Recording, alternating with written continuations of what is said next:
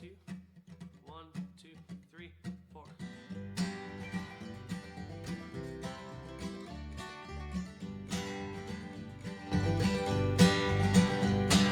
This is not a war, it's a conversation about what people really need.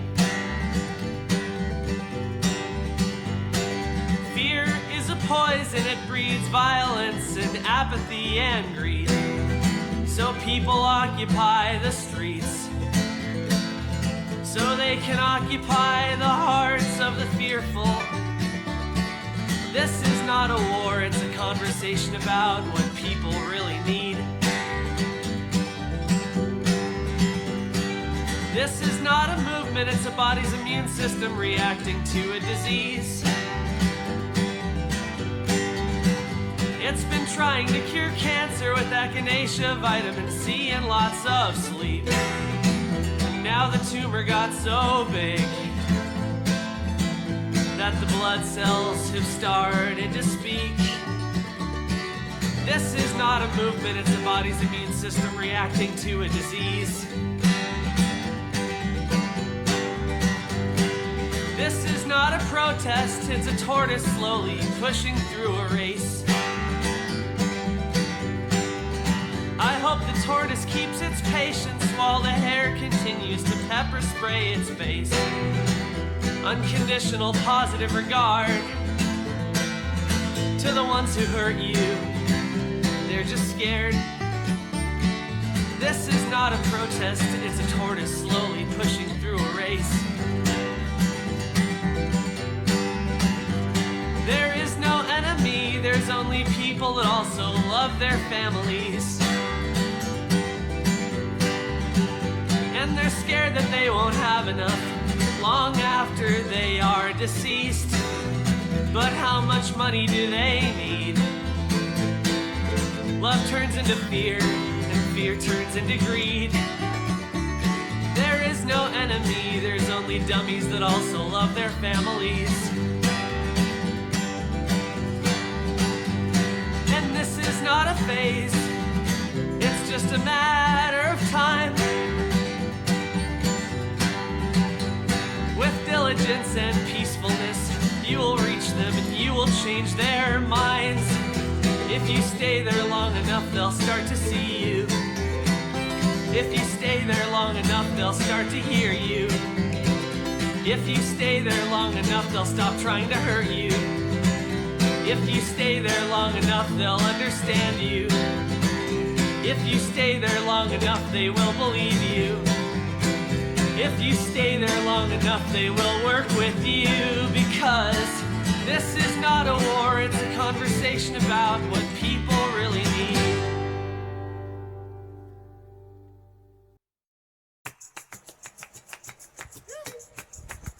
Hey everybody, thanks for joining us. Love to see you here. Let me explain first what is going on. My name is Belle. I'm in my 40s. And our country's going through a bit right now. One of the hardest times in our history, in fact. But it seems to be such a taboo subject that we can't talk about it. So I've brought my friends together here to have a discussion. I'm not afraid of a discussion.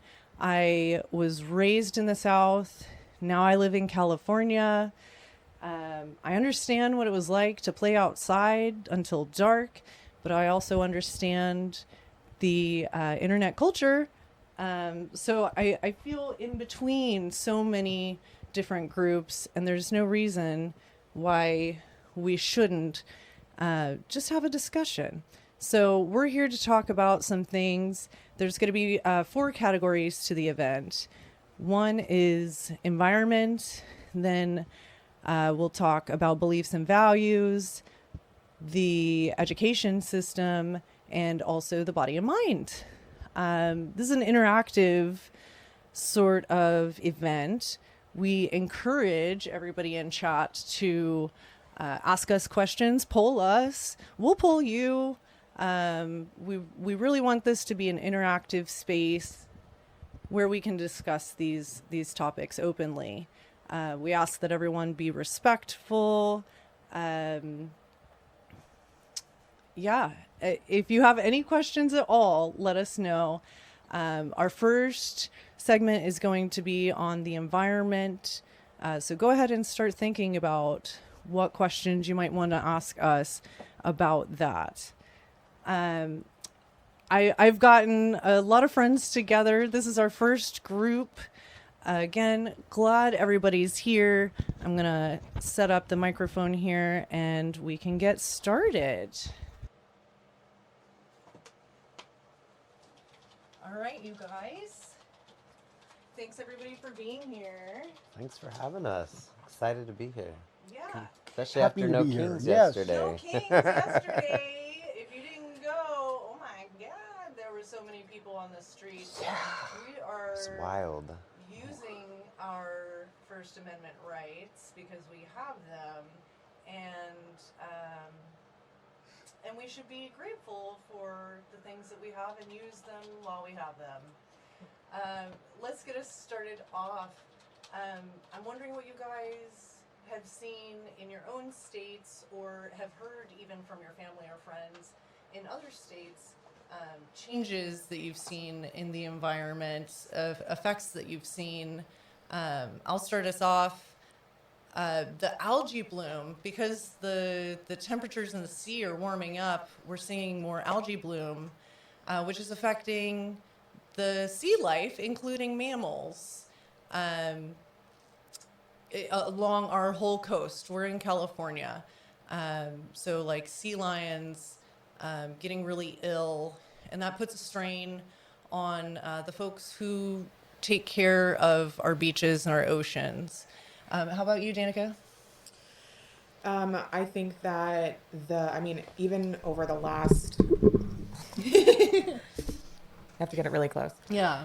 I think that the biggest thing is I'm also in California. For me, I've definitely noticed the summers heating up and lasting longer. I mean, where I live, we've always been known for our good weather, like year round. Yeah. And I mean, over, I was forced to buy an air conditioner a couple of years ago to make sure that my cats didn't die. Also me, but they're more important for the most part.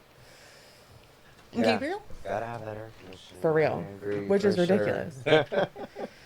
Well, so I'm originally from Colorado, and what I would say is that I have noticed the climate changing just being a resident of Colorado. I no longer live in Colorado, but as a little kid, I remember that we used to have at least 2 major blizzards every winter, where we would get, like 12 inches of snow or more. And it was just a common thing. But as time has gone on, I'm in my 40s now, in my late 40s actually, I have seen that Denver especially, they maybe will get a blizzard maybe once every couple years. And the winters have become so mild that the snow just immediately melts. I think the water levels are running low. I can't really say that for sure, but I know without the snow and the runoff, that affects the water levels. So you can just see it in and I think a lot of people that have moved to Denver don't really notice it, but if you're a native and you've been there for so long, it has definitely gotten warmer and drier there than it has ever been. Yeah, there's some value in seeing a place over time. And not just having a snapshot, but being able to look back on history and compare to current times. How about you, Roger? I'm Roger, also known as Mr. Climate T-shirt. Yes, I'm a retired computer scientist who got into the climate bug from my son's science project. That's awesome. I look at the entire planet, and I look at long periods of time. 30 years is too short for me. Anything shorter than 30 years is too short. Science knows why this is so. The theory that gases in the atmosphere warm the planet has a birthday. its 201th birthday today. Today! Today, yes. Yay! Fourier, yes, mathematicians, that Fourier, gave a talk 201 years ago today, in which he said gases in the atmosphere warm the planet. If Earth didn't have an atmosphere, we'd be colder, about 39 degrees colder. Yeah. Frozen ice. And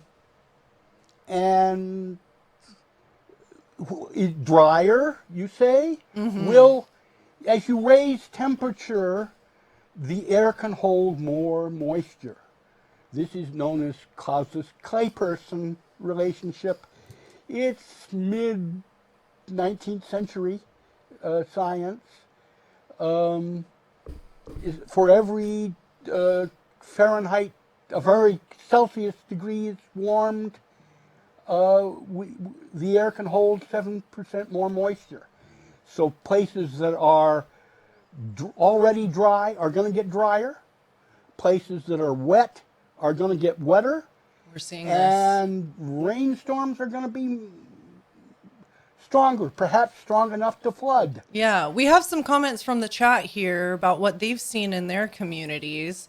Roosevelt says, in the Pacific Northwest, where I live, most homes don't have air conditioning. In that, I understand that. Like down in the South, because I was raised in the South, you have to have AC. It's like a requirement. It's mandatory because people will die from the heat, especially older people. So Roosevelt says, in the Pacific Northwest, where I live, most homes don't have air conditioning, but now it is a necessity in the summers.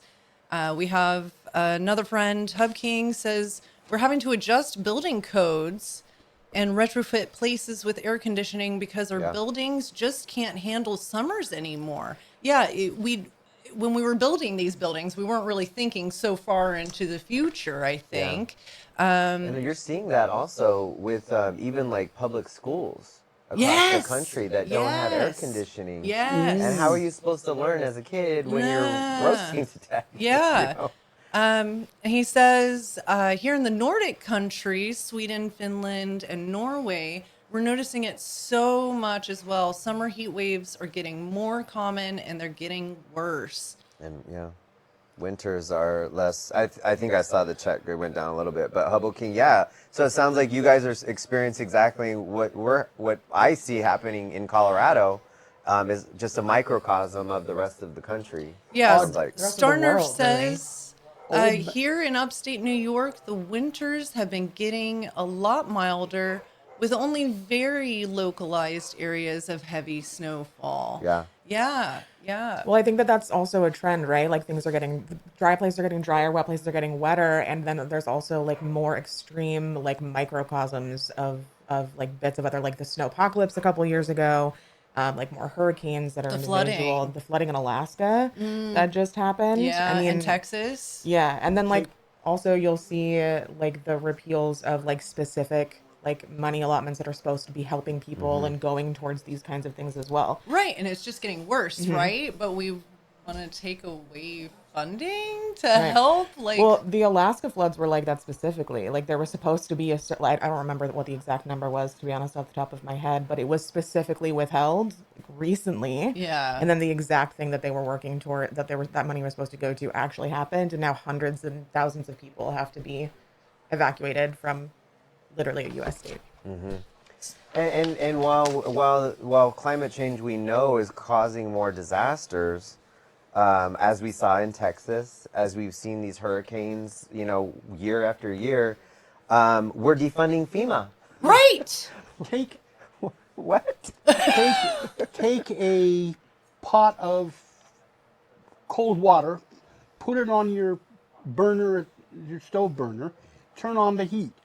Watch the eddy waves as it heats. Oh, yeah. Before it boils.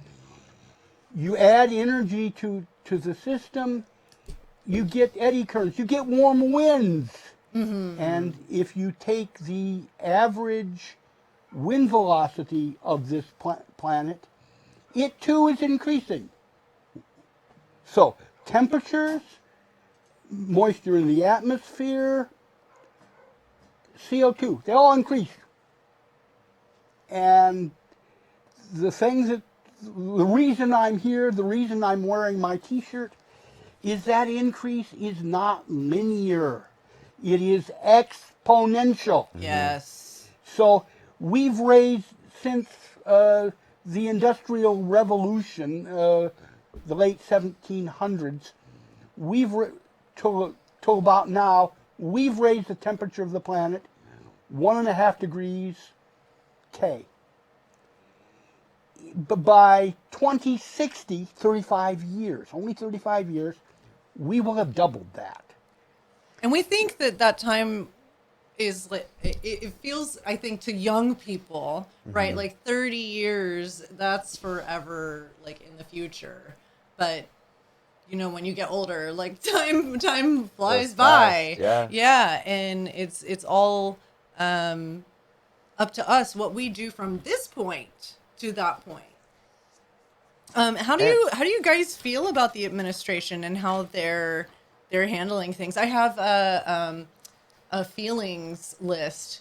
We can give like 3 answers each because it's complicated, right? The way we feel about these things these days, it's hard. I'm gonna go with I feel disturbed with the choices the administration is making right now. I want to get one of those like feelings charts for the kids. Yeah. Just be like, this is where we're at right now. Understand your feelings. It's so important, you guys.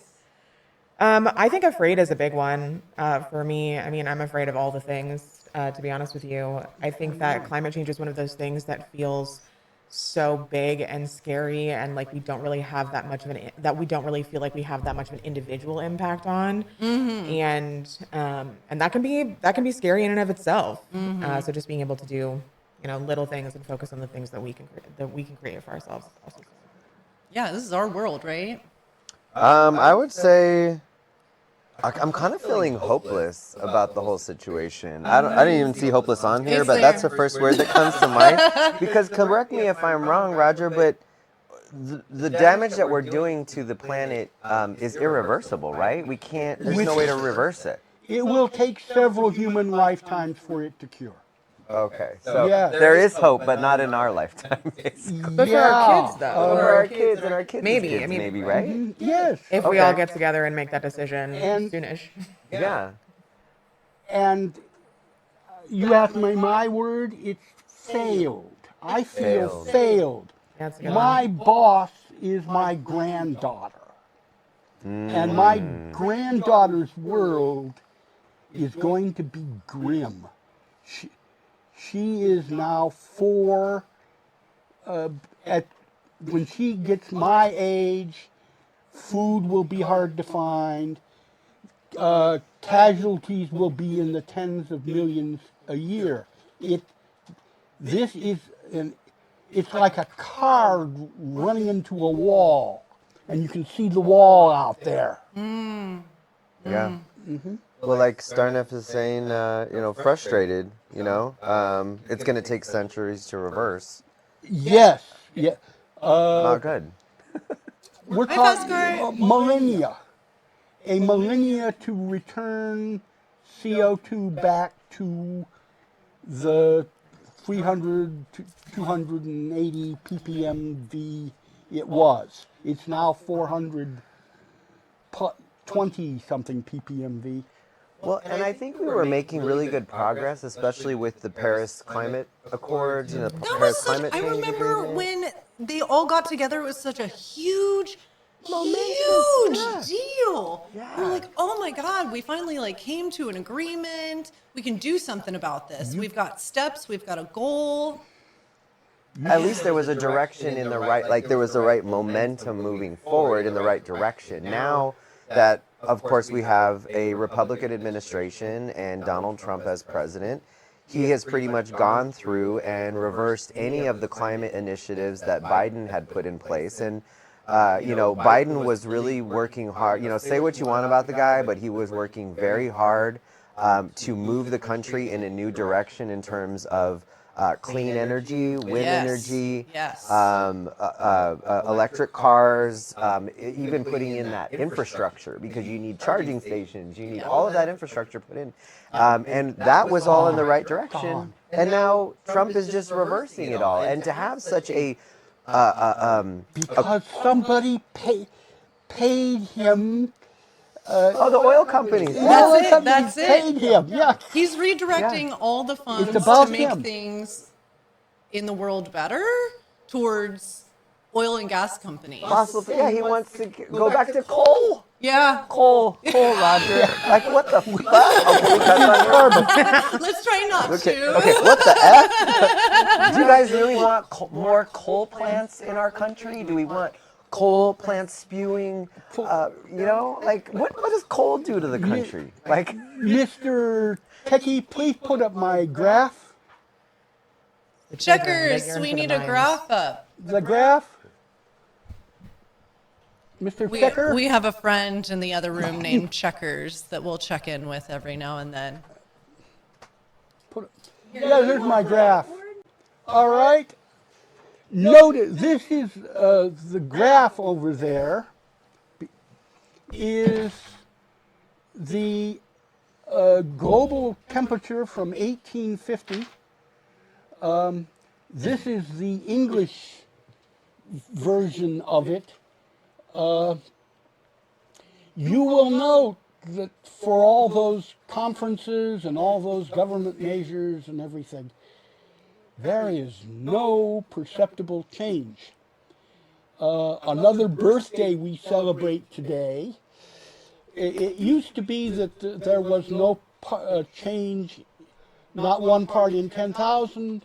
This year, we humans have succeeded. It's now less than one part in 100,000 change of observable.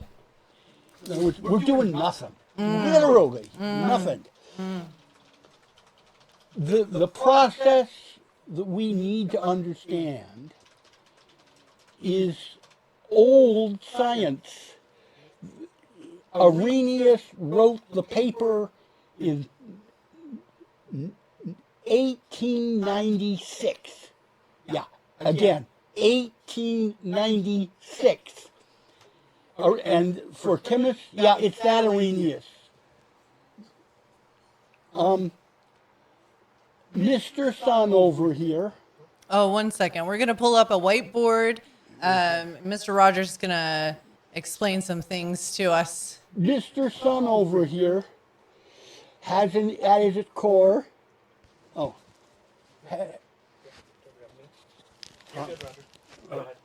Mr. Sun over here has as its core a thermonuclear furnace. It makes a lot of heat.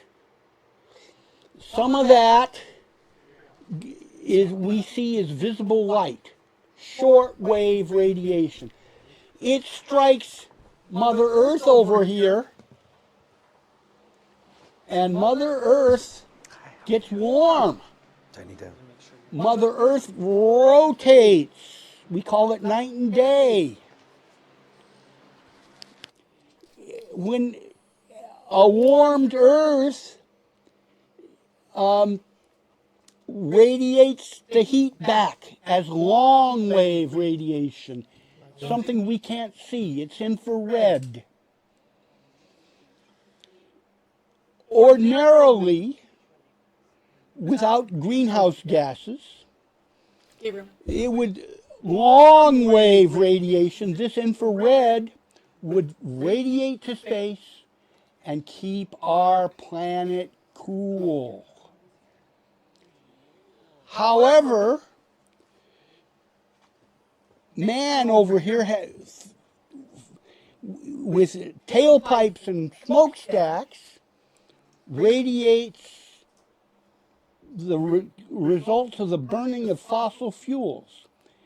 They make that includes something called CO2, carbon dioxide. It is a molecule that bounces around when it sees infrared. And it's bouncing around because it's bounced around because it's warmed. And when it's warmed, just like the Earth, same mechanism, it radiates back in all directions. Some of that radiation goes back to Earth. Most of it goes to another CO2 molecule, which gets warm and radiates again, and keeps bouncing between CO2 molecules until it finally radiates to space. Add CO2, you raise the temperature. So it's like heat on top of heat. It's all Okay, adding up. again, this is 1896 science. Today it's being made controversial by the public relations people that the big oil companies have hired. Right. It should be taught in schools like chemistry or physics or biology. It's basic science. Now basic science is controversial. Good heavens. Yeah, right. Have we come to this? Yeah.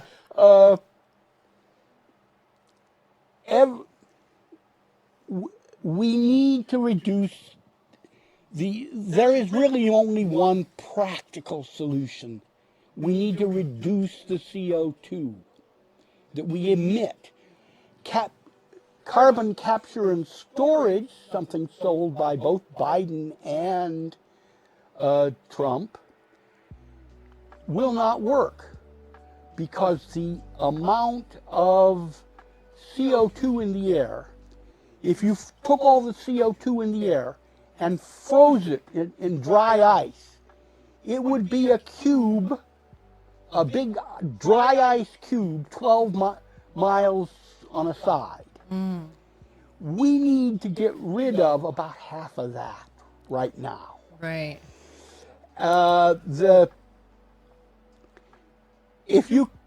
People proposing to carbon capture have got to tell us where they're going to put all that. It's impractical.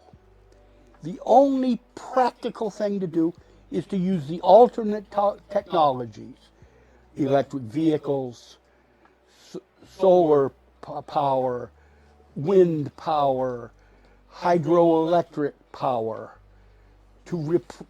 that do not produce CO2 that warms the planet. Right. Roger, I want to introduce to the to chat. We've got here now. If you want to introduce yourself a little bit. Okay. My name is Eugenia, and I am very concerned from my personal point of view. The information that we get in the news, is just very disturbing and dramatic. The fires that happen in Pacific Palisades, the Eaton fires in Los Angeles. I always thought that, okay, if you live by the water, you're going to be okay. Right. Well, it was the Malibu area in Los Angeles that pretty much burnt down. So what chance do I have not living by the water? Yeah, and I think too in this area when we've had fires, it's in rural areas. You don't ever think it's going to come and get your house. Right. Yeah. That was incredible. And fires So scary. produce CO2. Yeah. And the boreal fires up north in Canada are a major global CO2 source now. Yeah. So now, because of that, because I'm always a little more security conscious. I'm a volunteer for the Fire Safe Council, in Nice. California. Nice. And they're an organization that helps homeowners and whoever lives in this planet, well, in California, Yeah. to be prepared for fires. And so, you know, they're trying, but everybody needs to be aware that this can happen. And the fire departments and people that I've talked to, they have said that pretty much it can happen anywhere and really depends on the climate. Right. Right. The and wind. The wind. The wind. And the wind. Yeah. Right? So Raising temperature increases winds. Right. And so I did a little bit of research on Do, do, do, do, do, do, do, do, do, do, do, do, do, do. Are we live? Can we get some feedback from chat, please? That one's off still. We can't That's see it. off. You are alive. All right, Exciting. wonderful. All right, chat, we're gonna get set up again here so we can see what you're saying to us. Do, do, do, do, do, do, do, do, Excellent hold music. do, I like the entertainment in, do, do, do, do, in the silent whatever I can do.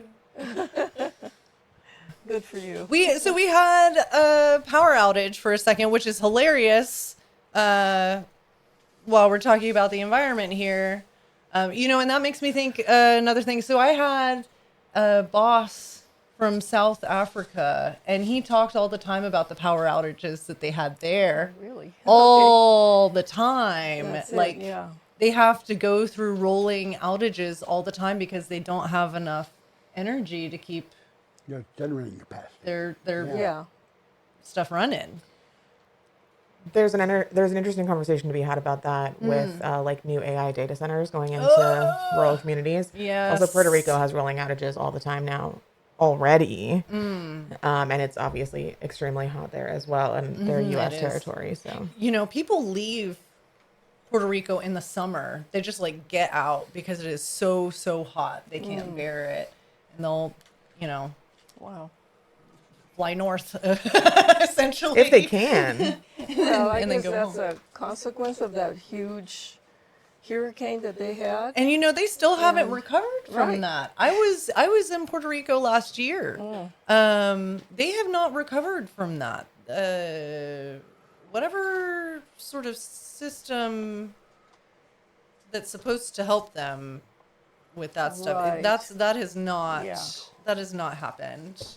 Things move very, very slowly in Puerto Rico, and I think it's, you know, they're isolated on an island, so that might Plus, have they're something to not- do with it. They're not even a state. So Right, they're not. Right. They're They're territory, not right? represented. Right.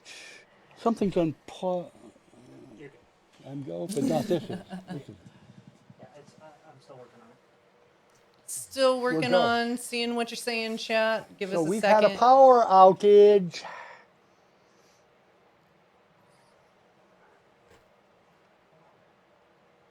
They don't want you to know. They're like, we got to cut the feed on these people.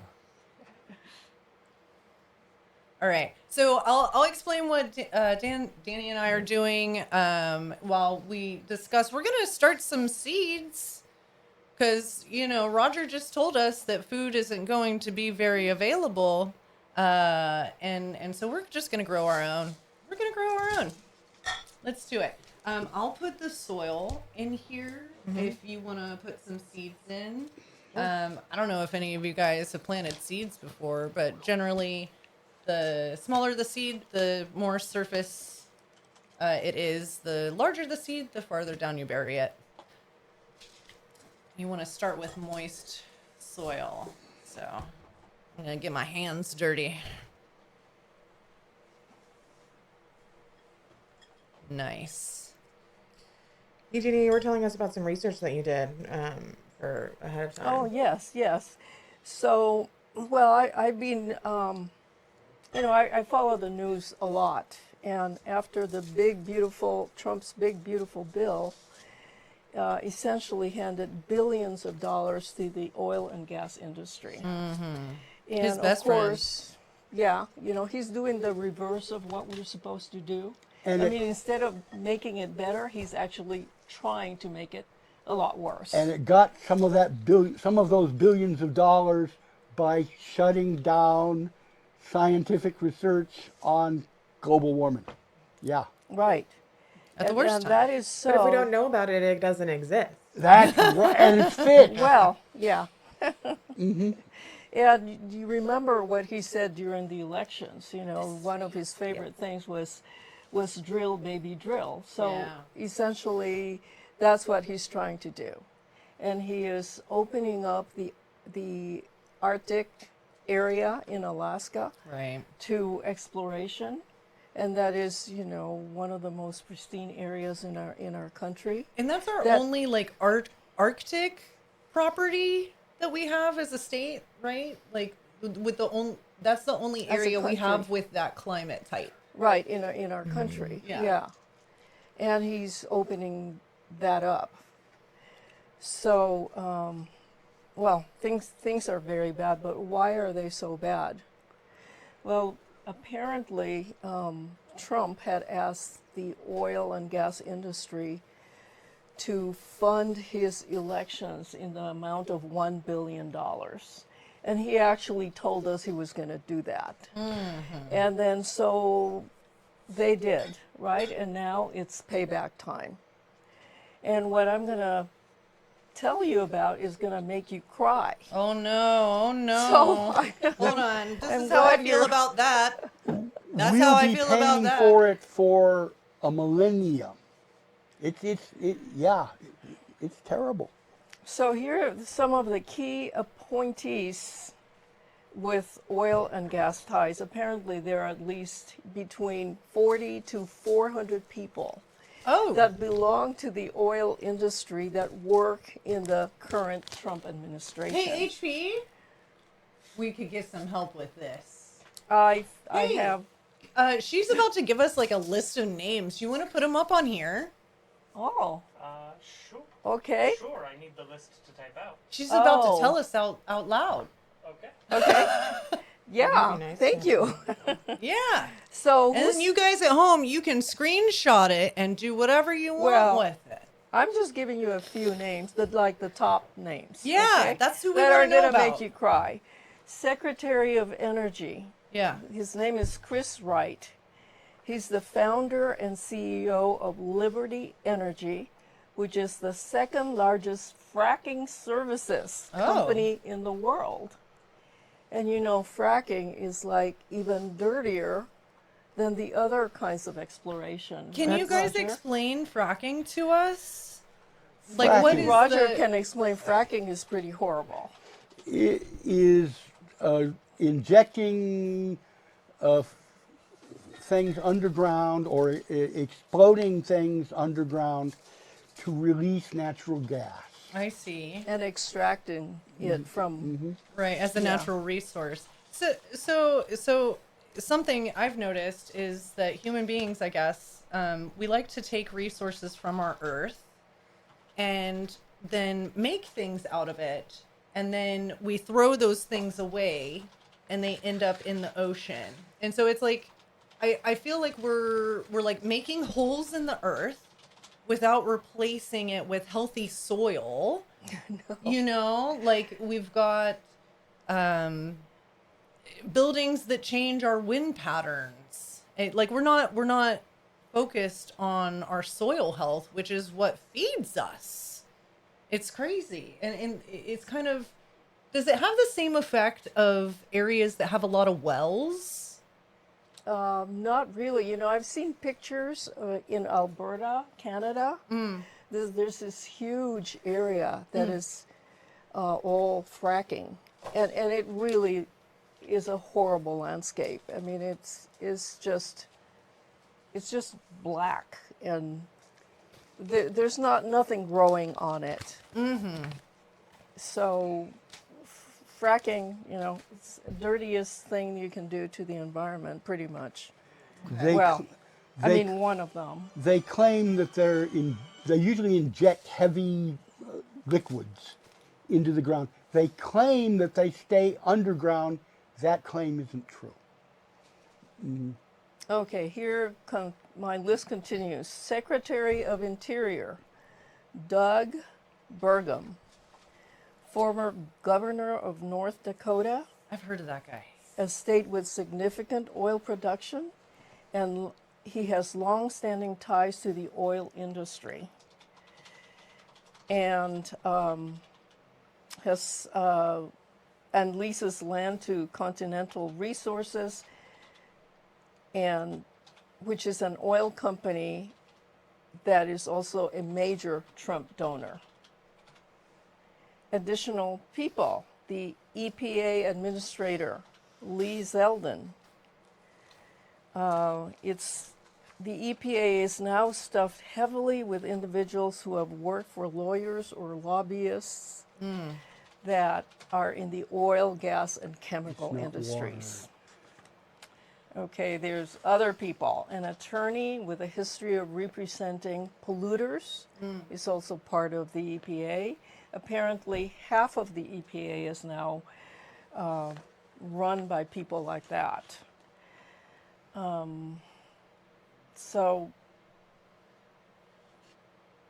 there's also a National Energy Council, and this council promotes oil and gas company employees. Right. Yeah. So that So- shows their goals, right? Yeah. Did we get all our seeds in? Yeah. What are we growing? These are going to be more like fall and like cooler weather stuff. So we've got early fall broccoli, Oh, nice. some Brussels sprouts. I did throw some bunching onions in there just because I thought that would be fun, and a couple of acorn squash. If you guys don't know, bunching onions, you plant those, it's basically like you get onions forever. They just continue to reproduce. Great. I'm really excited. We used a cardboard tray for this. We could have, like went out and bought something plastic to put stuff in. But here we are talking about how plastic and oil and all this stuff is bad for us. So let's not do that. I'm going to go ahead and move this out into the sun. And I'll be right back. Well, additionally, while you're doing that, I'd like to say that the oil industry still gets subsidies from the government. Yes. Like they need it. Like they need the money. They're the Right. ones with the money. Right. Okay.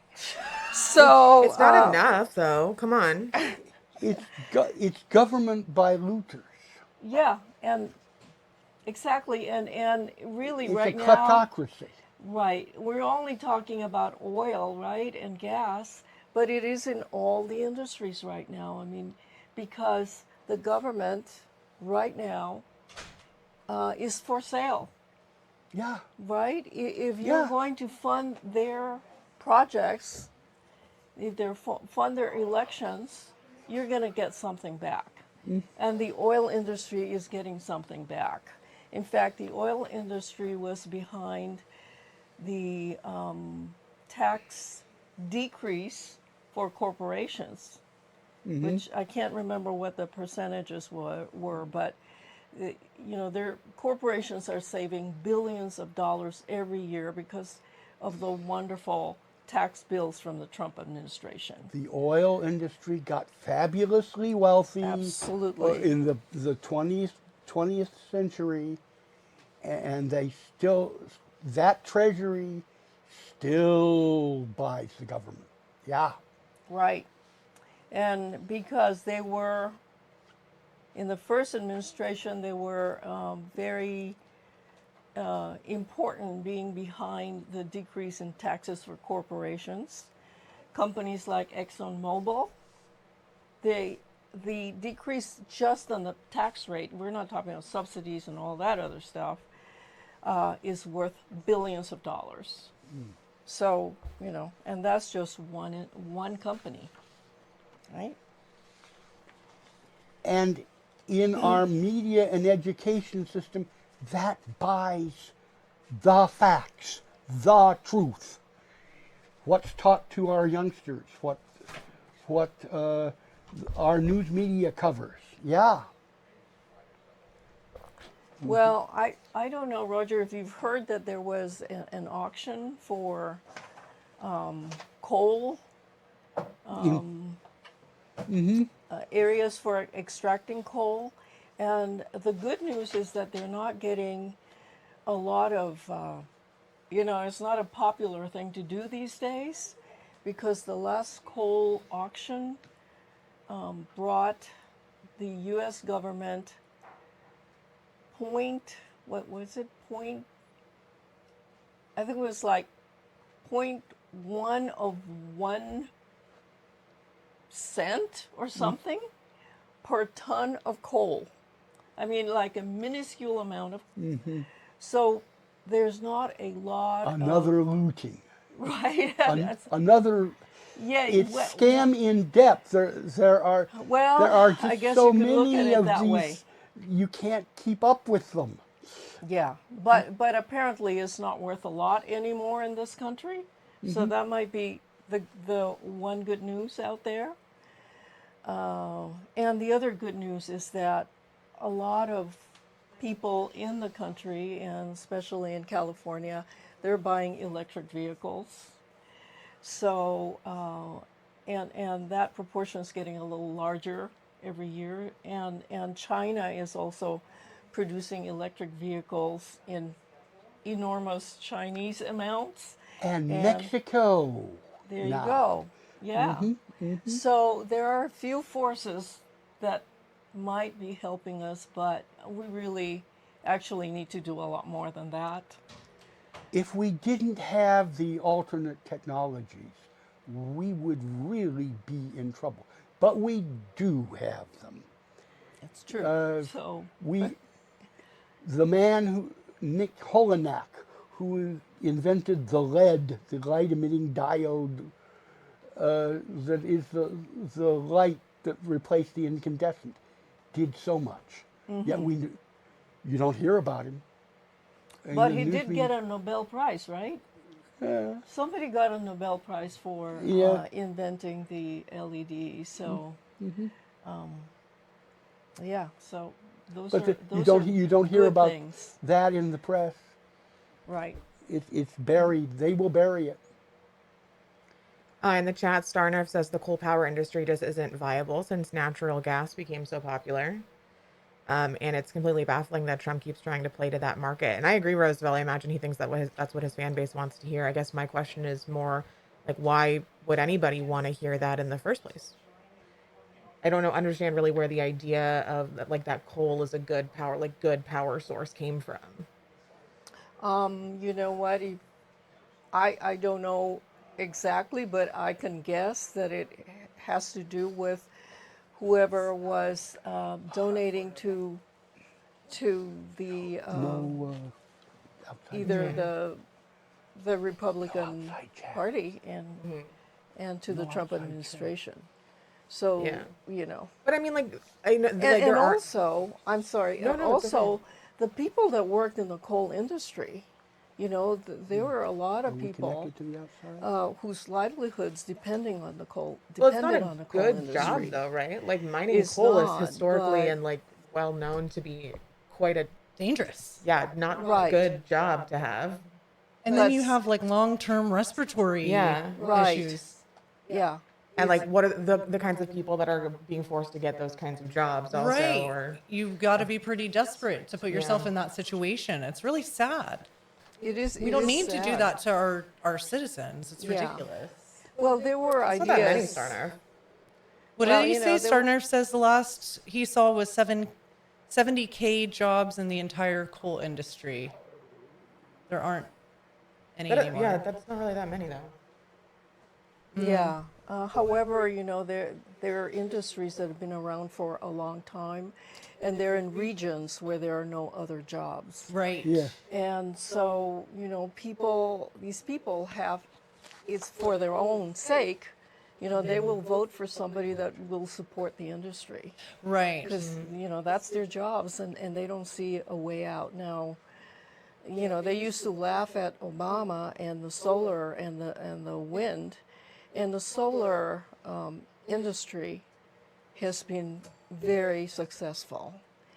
And so those are ideas that they could be doing, but Not all exponentials are bad ones. Solar energy is growing exponentially. Yeah, Roger, can you run through those like good steps that we can be taking right now? You said solar and wind. What else? Hydro. Hydro.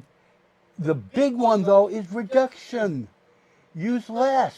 What do you guys think about this? If I had my way, I would demolish all skyscrapers and decentralize them so that people don't have to drive 20 miles to work. They could maybe take a bike or walk to the local office instead of the big building that holds thousands of people. The 15-minute city. Yeah, Yeah. yeah, man. Yeah, that's what I would do. that's a great idea. But you know, your dream is almost coming through, right? Because during the COVID, when people were staying home, They emptied out. essentially Well, that's what happened. I was gonna say like Yeah. that could happen just by letting people work remotely, but I mean those buildings still exist, and people who own those still build those buildings want to make money, and that's They why people have are to being pay forced to go rent back, and blah, back blah. to work. Yeah, yeah.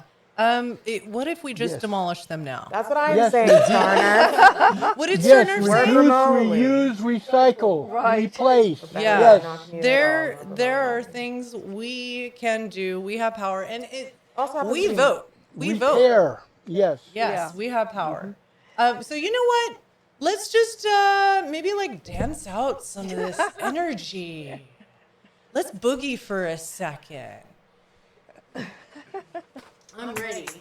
Okay. Boogie, boogie, huh? So, yeah. Instead of being, you're gonna dance instead of being upset about things. Sometimes that's all you can do. Yeah, yeah, No, right, like- and you have to, right? I mean, you have to laugh at it. but- Oh, excuse me.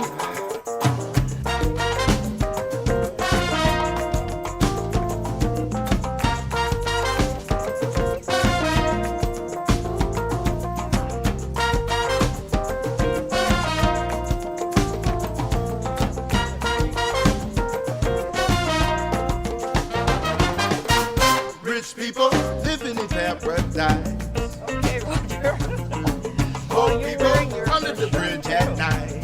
Oh, yes, Oh, I yeah. know Mr. Climate T-shirt. Most people know what it takes to You survive. sell those? No, Yeah, Mr. Climate T-shirt, yes. yeah. Exponential warming, that's my message. Been left behind before. My people devils knocking on your door. My people said so many dead today. My people say we still here, and one day we gon' all be insane. Oh.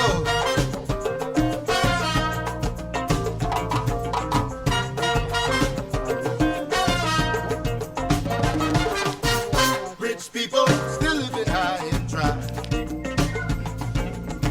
Poor people, they watching the waters rise. Oh yeah. Most people don't even bat an eye. My people, know that it's real this time. Oh yeah. Have you any more? My people been left behind before. My people, devils knocking on your door. My people said so many paid to pay. My people, we still here,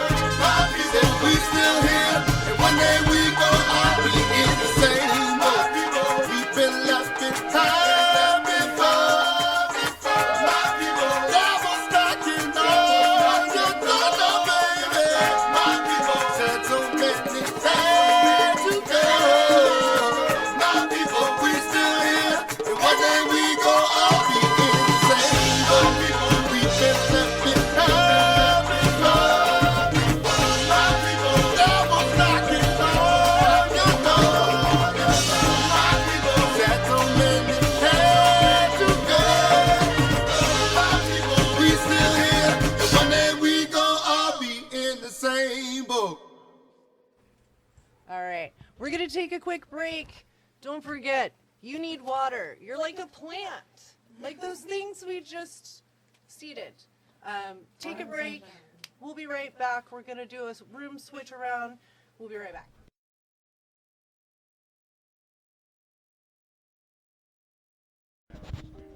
Hey, everybody. We're back momentarily. We are entering our segment on education. So we've got our educator friend to submit a video to us. He's going to teach you guys about the government and economy. So check it out. Here we go.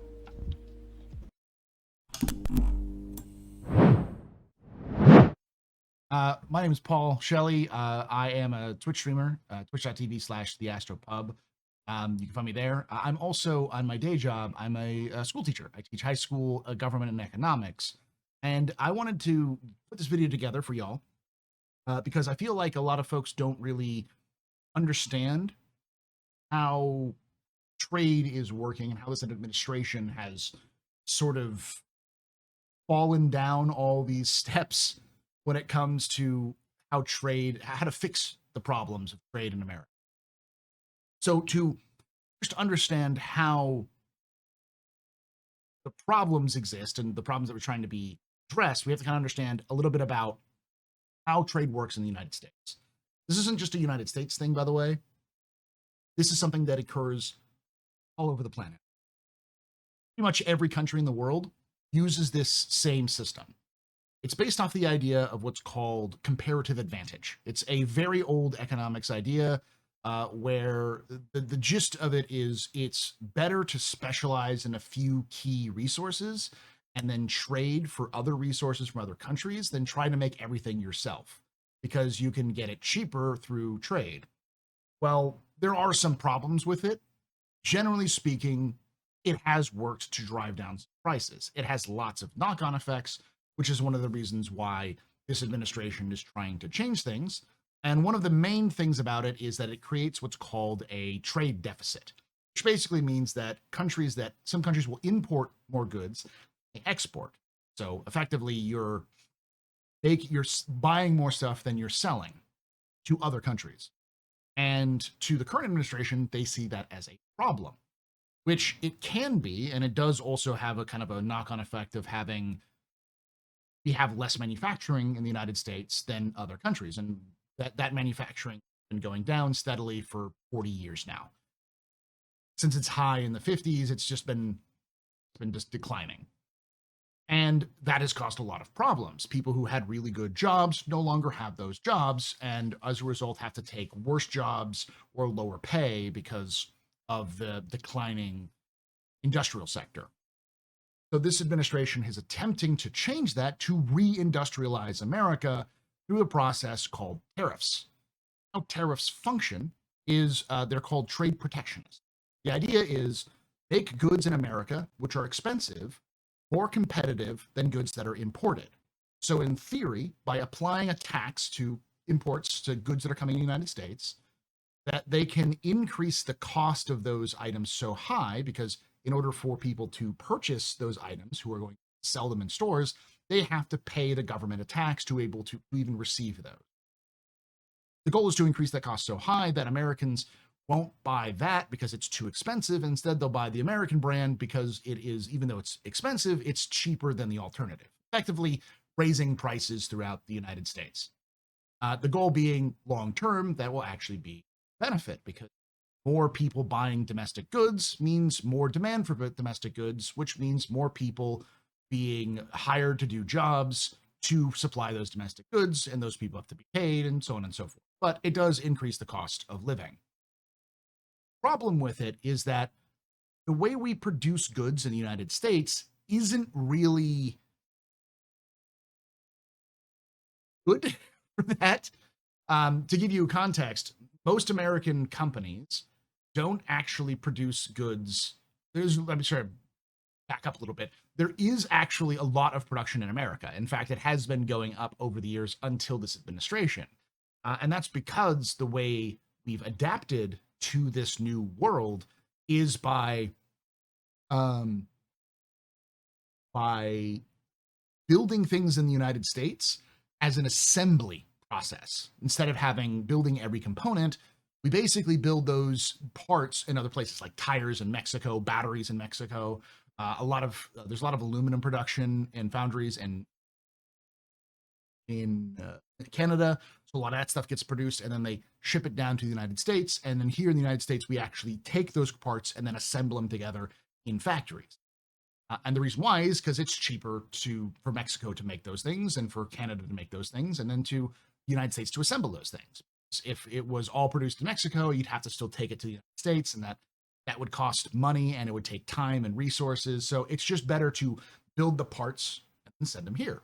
So there are lots of manufacturing in the United States, and that process of manufacturing has increased as it's becoming more expensive to build things in other places and send them here. Like back 20 years ago, they used to do that in China all the time, where they would build everything in different places, send it to China, China would assemble it, and it would ship it to the United States. And the cost of assembling it and shipping was cheaper than doing that in the United States. That's no longer the case, as other countries are beginning to emerge in their own reindustrializations or industrializations in the first place. However, there's a problem with that. When you're including all these blanket tariffs, now the processes of actually importing those goods to assemble in the United States is too expensive. So many of these places are losing jobs. See the job loss. So the process of adding tariffs to the United States is actually hurting our manufacturing in the short term and probably in the long term. Because another knock-on effect of these things is our immigration policy. We do not have the manufacturing base. We do not have people who are educated in how to make goods, because it has been 40 years since we made some of these goods. As a result, we need people who are experienced in making those goods. So in order to do that, if we wanted to really reindustrialize, we would need to bring people in who are good at these specific things, which are usually fairly what we would consider unskilled, even though it is really skilled labor. We need to bring them into the United States to not only work in our factories, but also train local Americans how to do it. And that process takes time. But because our immigration policy is basically get out, no one can come in, America only, America for Americans, we can't do that. And we can see that with the Hyundai plant raids that were causing problems in Georgia. So hopefully I'm kind of illustrating the point here that the goal is noble, but it's also misinformed. I'll leave us off with the big thing that's been going around recently, which is the soybean situation. For those of you who don't know, America makes a lot of soybeans. We're probably, if not the highest producing country in the world for soybeans. The reason why is because we have been blessed with a very, very fertile region of the world, the Great Plains. But not just the Great Plains, the Central Valley of California produces like 50% of all goods, all farm goods that are consumed in the United States. So we have all of these wonderful places that have been very fertile, and then we've also developed a lot of agricultural techniques and agricultural science. We have a lot of technology which we've developed over the last 100 years to help us improve our output with minimal labor. As a result, we have become absolutely the kings of agriculture. We can make whatever we want to pretty much at any scale that we want, given a little bit of time. The problem is that economists tend to forget that self-interest trade isn't always driven specifically by pure market ideals. It's also driven by politics. And the process of the trade war with China has made it so that the number one consumer of soybeans, China, is no longer wanting to consume soybeans from the United States, the number one producer of soybeans. So they're going to alternative sources. On top of that, the cost of doing business in America from China, the ability to import soybeans from the United States to China, has gone up because they introduced a tax on that specifically against America because of this trade war. So soybeans, to import American soybeans, costs more money now than it does for our biggest competitors, Brazil and Argentina. Argentina, who we're sending 20 to 40 billion or dollars to help them out, while our own farmers are struggling. The point being that the farmers, as a result, cannot sell their soybeans to China, thus they have to sell them domestically. But because we've made so much soy, there's just not enough demand domestically for that soy. So the actual cost to sell those soybeans is going to be far lower than how much it costs to grow them in the first place. Meaning farmers are going to go out of business. They're going to basically go bankrupt unless they have some sort of way of bailing out so they can pay off their debts. But it's not just a farmer issue, because those farmers have to get those soybeans to market. That requires truck drivers, that requires longshoremen, it requires sailors and merchants to sell these across the world, especially to China. So with the inability to sell soybeans to China, it means that truck drivers are not going to see as much work as they had before. Longshoremen aren't going to see as much work. And then all of those industries that support those other industries are also going to see a decrease in activity. Overall, what we're seeing is that this is going to cause a massive hit on everyone's financial situation. I wanted to try to explain this in a way that hopefully you can understand a little bit better, to understand that no matter your politics, no matter where you're coming at this from, this is bad. It will hurt you, no matter if you live in the bluest of the blue-haired cities to the deepest red clay, overall wearing countryside. Everyone's going to get hurt by this because it's bad economic. And this is from very basic 101 economists. There are plenty of other economists out there who can tell you pretty much the same thing that I did, where this is bad because it's just not good business to the average American. And it's probably going to get worse as time. Now, there are plenty of ways to improve this. I'm not going to go over them a lot because I want to keep this short, but I do want y'all to look it up. I would highly encourage you, even if you dislike economics, to just read up on some economic stuff, because there's a lot of good ways of understanding how to think like an economist and how to improve your life through doing so, and your community's life. Because there's a lot of great things, like, for instance, traditional economies. We can learn a lot about how one of the oldest ways that we humans have done business with each other, through trade and through communal living. There are really good lessons you can pick up from learning about traditional economies, like self-sufficiency, traditional how to deal with to form societies around in these smaller communities to help out, especially in places that have food deserts and such. So please do look it up. Thank you for having me on, and I hope you enjoyed this. Back, we're talking about education for this segment. I want to poll the room really quick regarding education.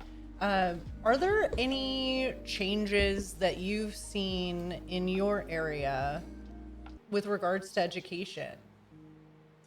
I think what we're seeing across the nation right now is we are seeing the banning of books, number one. Woo!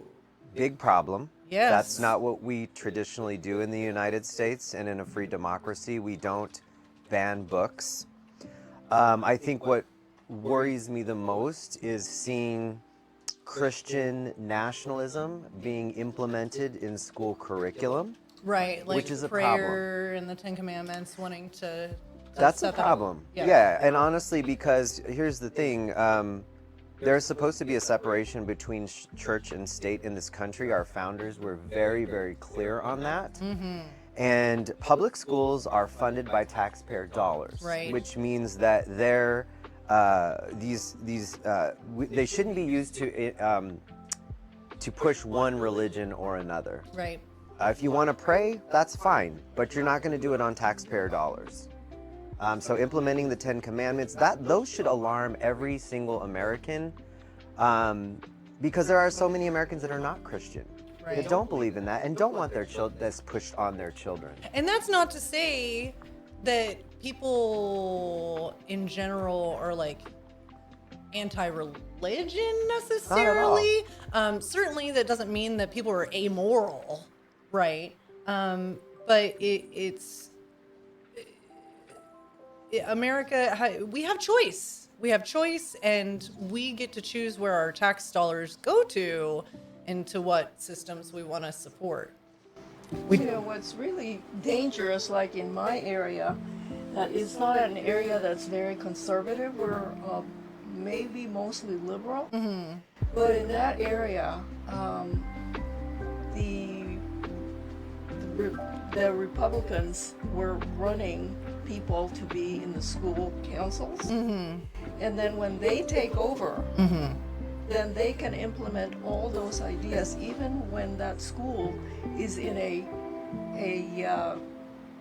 liberal area. District, yeah. So they're doing all those things, like banning books and then reducing the staff for Yes. libraries and things like that. Yep. And then also like teacher training, disability programs, special education programs, all of these things are being cut.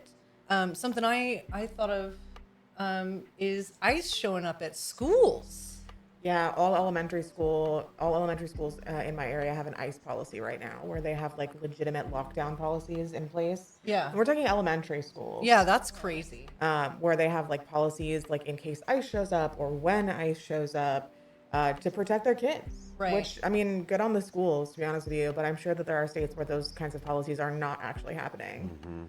We're lucky. I mean, we're in California, but I mean, I have mixed kids, so that's something that I was really worried about. You know, it's on our list of questions to ask when we're looking at like middle schools for like our oldest. Yeah, like right, that shouldn't even have to be a consideration, like Yeah. something to worry people over. Oh, you made me think of something. I'll come back to it. Well, I think it even goes deeper. I think what Republican, and I hate to say this and be so blunt, but it's what's happening. We just have to say it. Republicans are trying to rewrite history. Absolutely. If any of you have heard of, there's an organization called PragerU. Yeah. And they basically do right-wing propaganda for children. And I saw a clip, it's been going around social, of Christopher Columbus explaining why slavery wasn't that bad. Right. No, I think it's totally okay for us to look back at our ancestors and be like, I'm sorry, Grandpa Bob, but that was wrong. It's okay to say that, even if he's my grandpa. If it's wrong, it's wrong. Period. That's not like a new thing, though. I mean, textbooks in this country have been rewriting like the Trail of Tears for ages. I mean, the entirety of like Native American history has been erased, and like all the things that the U.S. has done for that. I mean, I think it's really easy to point a finger and be like, hey, like these things are happening right now, and it's true, these things are happening right now. But like, this is what the United States has been built on for a really long time. Yeah. You're right. And I always, I'm sorry, go ahead, Lev. Yeah, only it's getting worse now, you know, like what Trump is doing to the Smithsonian, where he wanted to cancel entire sections about slavery and, you know.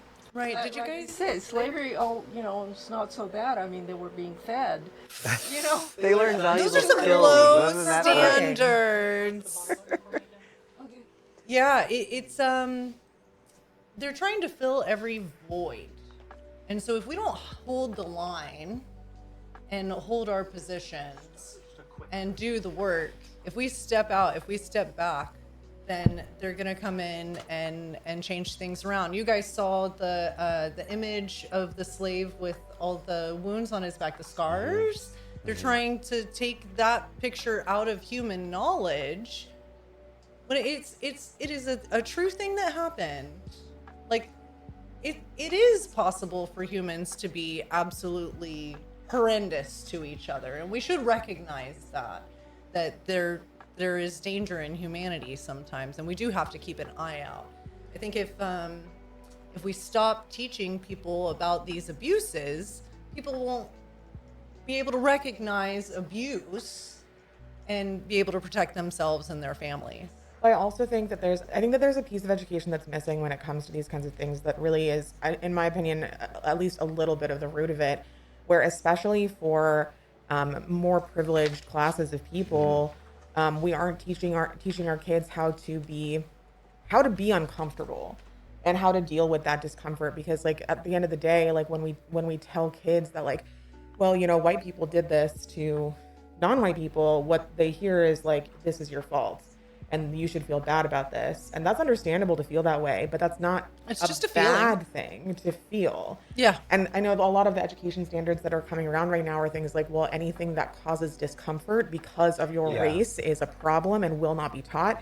But the thing is, like, it's okay to be that kind of discomfort, It's just, we need to teach people how to be comfortable with being that way. Absolutely. And like use the discomfort as a learning tool to go forward on a different path, and don't just sit in your discomfort and think that the discomfort is the problem. Like it's a sign that there's a wrong. problem. Yeah. But this is a false narrative, you guys. I'm sorry. White people all of a sudden feeling so bad about slavery or our children in school, it messing up their state of mind because they were taught that their ancestors had slaves. That is bullshit. Right. That is bull, Right. if you ask me. Going back to high school, they taught about slavery. I didn't see any of the white kids in my class like upset about it or going No, it's not out the of there kids, like, it's the "I feel so parents." bad Bro, about I was myself." raised in the South. It's the We parents. survived history class. Here's the narrative that should be being taught in schools, okay? Here's the narrative. Yes, we had slavery. It was terrible, but we're a nation that overcame it, and we remedied it, and we're a better nation for it. That should be the narrative that is taught. And have we remedied it? No, we have not. Yeah. Have we come a long way? Yes, we've definitely come a long way. Is there a longer way to go? Absolutely.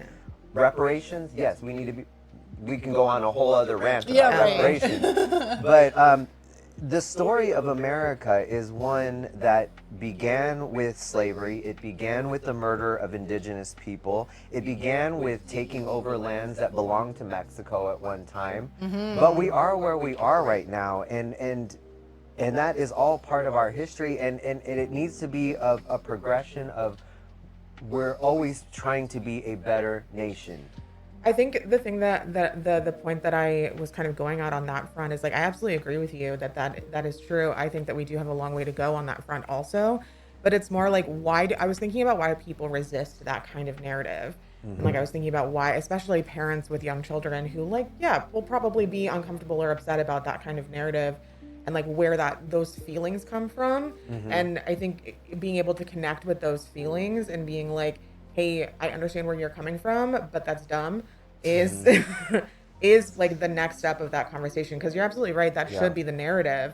Like, our country was built on slavery. In our Constitution, Black people are 2/3 of a person, and that's literally written into the fabric of our country, and it informs a lot of where we're at. And also, like, that fact makes people uncomfortable. Yeah. And nobody likes being uncomfortable. So like, how can we how can we reckon with that discomfort as a nation? Well, we have to accept what we have, our history, because Accept reality. It is what it is. Right, a lot of history is not correct, but a lot of it is documented, right? And so the stuff that is documented, we should accept. Yeah. And it's like Nazi Germany, for example, right? The Germans now, they have dealt with that horrible period in their lives. And They had a lot to and go there through are to get things where that they're the at. country does not allow. Like, they don't allow swastikas, and they don't allow certain demonstrations that we allow here. And in fact, unfortunately, our government right now, there are people that feel that way, that actually are even, influential in our very conservative government right now, that wants to go back to make America great again. And when was that period? Was that a period where people were oppressed, where Well, I you know, think there were no rights for black people? Maybe that is what great America is for Trump. well, because Right. the question isn't like let's make America great again and how. It's making America great again for whom. Right. Yeah. Exactly. Hub King here in chat says, yeah, being able to talk about and work through uncomfortable subject is an important skill. Like, not just within this context, but within your life. You know, how do you learn from the past and not carry it into your future? You have to think through it, and that's how you problem solve instead of just being stuck in anxiety or shame or whatever it is. It's critical thinking skills. There you And go, I there you wonder go, how honey. much critical thinking. I mean, you have kids in school. My daughter's grown up now, but how much critical thinking are they even teaching? Uh-oh, she's laughing. I'm so sorry. You have a grown daughter? Oh yeah. You're 25. No, my daughter is 29. What the I have a 29-year-old daughter, you guys. Are you kidding me? I'm so sorry. He looks so good for his age. Thanks, guys. That never gets old. I'm I really sorry appreciate for that. derailing our conversation. You've said it a couple times and I've been like, what? But I didn't expect it. Yeah, I'm sorry. Yeah, I had my daughter at 19, so I was very young when I had her. I'm Wow. 48 now, so you can do the math. She's, Right. Sure. yeah, she's 29. Well, you know, maybe we should change this whole conversation. And maybe you can give us Tell us about tips your skincare on how to routine. be Moisturize and young forever. exercise. Come back during the body and mind section. Let's chat. Definitely. Let's do it. I'm a vampire, honestly. That's Oh my Must be in goodness. the blood. So, you know what? How about we play a little trivia game? Okay. Ooh. That's what I'm saying, fast cart. Anyway. Yeah, fast card's like, dang. All right. So, let's see how close you guys can get to the answers here. You had a question, Oh, you too. know what? You know what? I'll be right back. I have something to help me. What was okay. What was Fast your Cart question? thought I was young too.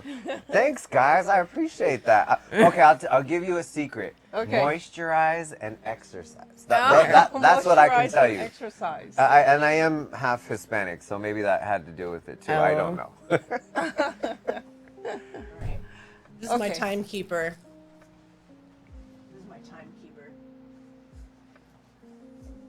He's a shaker. So you get 10 shakes Oh. to think of an answer. Oh Okay. gosh. Okay. And then I'm going to go down the row. All right, here we go. Okay. Is it whoever answers first, or Oh, you know, do you guys want to do We that? should have buzzers. That's fun. what if we did? You can say ding? ding. Oh, Yeah, okay, we'll you do guys this, have your yeah. side. Yeah, that's Okay. great. That's great. Okay, That's whoever, great. Good idea. whoever goes up first. Checkers. Okay. Checkers. This is like Jeopardy. Do you wanna pay attention to who answers first?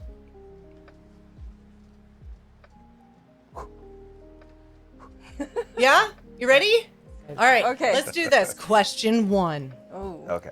How many felonies has the current president been convicted of? 34. 34! Yay! All right. Part 2 of question 1. Citizens' voting rights are restricted after conviction of how many felonies?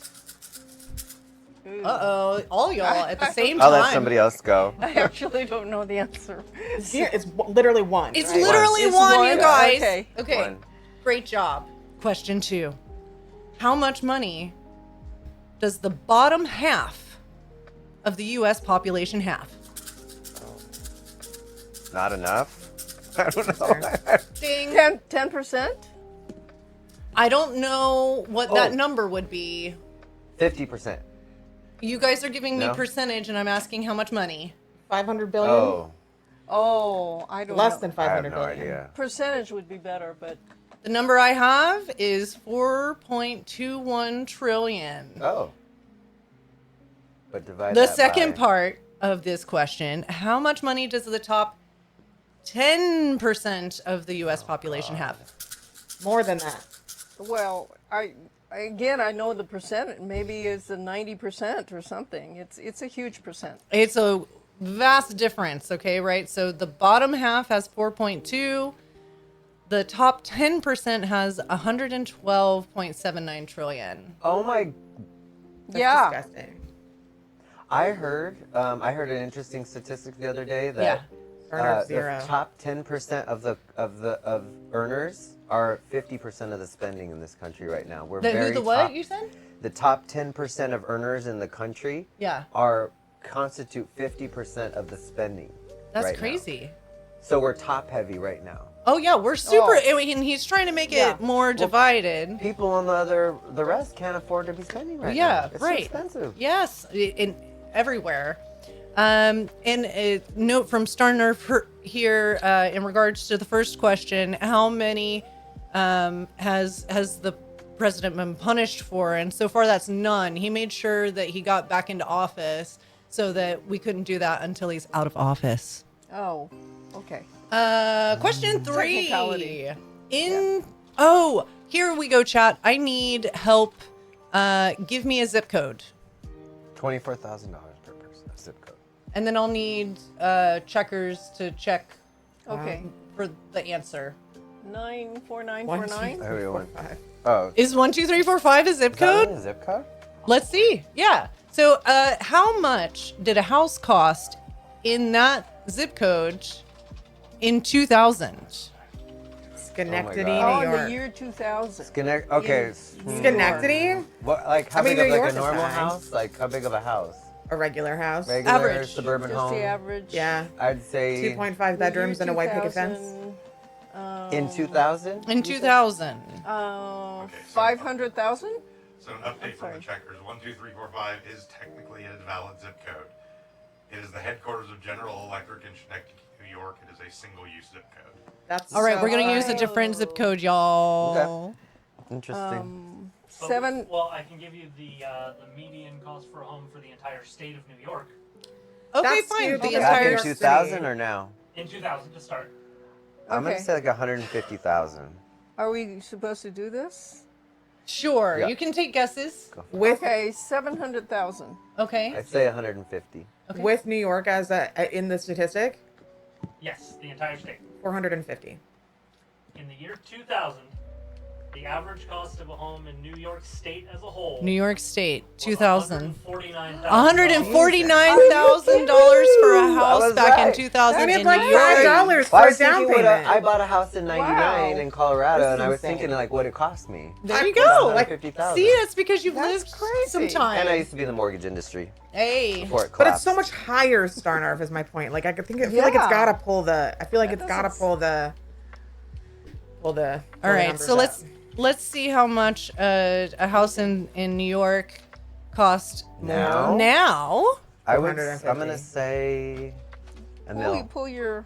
A mil? Mil. Oh, What do you guess? I would say 1.5. 450. She's playing the game. I think I'm way too I feel like we're high. on the Okay. Price is Right. So, $1.99. the entire state Entire of New York, state of New York average. average cost of a home in 2025, Home in 2025. as of August is $576,000. Oh. I was so close. 576. You So were it was on it. 140 something and now it's 570. 150. Yeah. Times And is that's that average 300%? through the entire state, you guys. If you try and Yeah. live close to a city, forget it. More Yeah. than tripled. Yeah, input from the checkers. Right. There's a lot of New York you don't want to live in. Right. I think I was a little confused. I was going New York City, and New York City Yeah. is probably 1.5. Oh my goodness, I'm probably at Oh yes. least- yeah. At Right. least. I mean, yeah, there are lots of places in California that are 1.5. Yeah. and, Yeah. like those are Right. also Common. They're not even Yeah. that nice, honestly. So, Right? $1 million home in Cali is You not, can like, buy It's a not what it $1 used to million be. land in California. It's crazy. Get out of here. Yeah. Well, then you have to build the thing home. That's very upsetting is that you're still getting that 1950s home, you know? Right. That Or, hasn't been you know, it's updated. like nothing has happened to it. Right. And you're paying $1 million. And then you for have it. to pay another like 50,000 to 100,000 to Right. fix it. Yeah. Yeah. And the Boomers are Emperor Shiv selling. says, I would say there's most of New York outside of the city. Yeah, I mean, when we think of New York, we think of New York City, Right, right? But right. there's other places in New York. Yeah. they That's a have good point, rural Emperor areas. Shiv. I'm Yeah. intimately familiar with the Albany airport. All right, next question. Starbucks recently closed 450 stores. What's the average annual pay for a Starbucks barista? Annual? Annual. I can't answer this one. I came up with it. Oh, you did? Okay. The average annual pay for like a full time? Yeah. I would say 45,000 a year. Okay. Eugenia? Yeah, around 40. Okay. What is it? It is 37,553. Who can live Who on can live that? on that? Not in California, but this is around the country, though. The average numbers pay around the for country. yeah. So if you were in Mississippi, you would You'd be making rich. less. Well, $7.25 is the minimum wage, right? Average, I think so. It's minimum still wage. $7.25. Isn't Yeah. that incredible? Yeah, in the Isn't that country. crazy? Yeah. But it's not California that much minimum hot. wage is like 15, right? And it's, Yeah, we do there's better. a build for it to go up. 1750. Okay. Also worth noting that that 725 minimum wage does not take into account the multitude of states that have laws that if you work in a sort of job where you can get tips or any sort of Yeah. that, Oh, they yeah. pay you below that. That's true. Starbucks? Is Starbucks included in that? I You get don't- tipped at Starbucks, but like I not a believe lot. Probably Legally, no, not. but Yeah. I believe corporate policy from Starbucks sets a minimum wage. Okay. All right, now how much money did the CEO of Starbucks Oh make my last God. year? Gross or net? LOL. Just Gross. call it gross. Probably gross. Yeah. I'm gonna say. Did you come up with this question too? I hope. How much did he make? I'm gonna say the CEO of Starbucks made 20 million. You're cute. That's really funny. 45 million? Oh, you're adorable. Oh More my than God. This Oh, is the honeys. CEO who's been like, who is literally this. This is one of the reasons why, like this and the union busting is the reason why people are literally actively boycotting Starbucks. Oh. So, okay. all right. So if Thank a you for barista that. makes 37,500 a year, the CEO made 97 million in a year. 97. And Emperor Shiv says $2.13 is the federal minimum wage for tipped employees. That's for like restaurant Wow. workers. That's- and like Oh, that's bartenders right. and stuff. Okay. How do you live like that? You get a lot Well, of you tips. rely on Well, you tips. hope. Yeah. You hope. All right, next question. In 2023, Forbes did not include President Trump in their Forbes 400 list, That's right. I remember explaining that the 400 wealthiest Americans each have at least $300 million more than he did at the time. That's why he ran for president again, so he could fix it. Absolutely. What is the net worth change of the Trump family since the beginning of his second term? 600 million. I think they've taken in $2 billion, right? Is what I heard. That's what I heard Between too. crypto and all that. Yeah. 2 I billion recently. have Yeah. 3.4 billion. Yeah. I believe that. Business. You guys, your president is making billions off of the presidency. That should alarm Starting our house as everybody. of which day? Oh gosh, That's true because it changes day to day. it does. All right, Guys, y'all.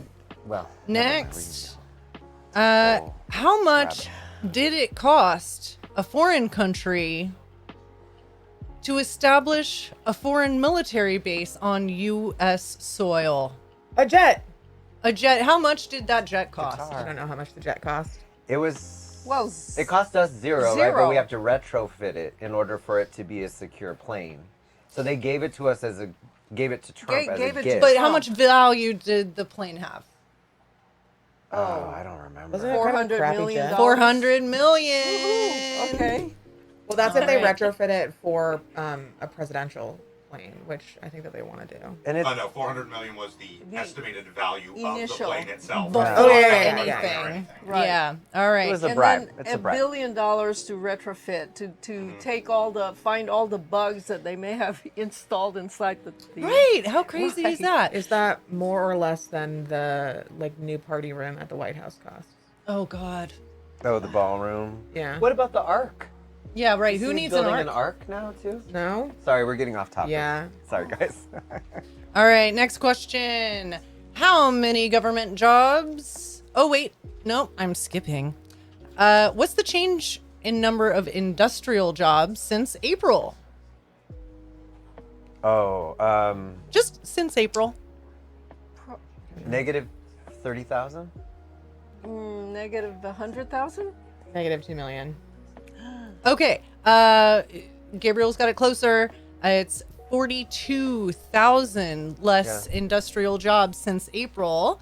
Next question. How many government jobs have been lost between January and August alone? It's like 200,000. That's a lot. Yeah. 290,000. Wow. And now how many total jobs in the US have been lost between January and August alone?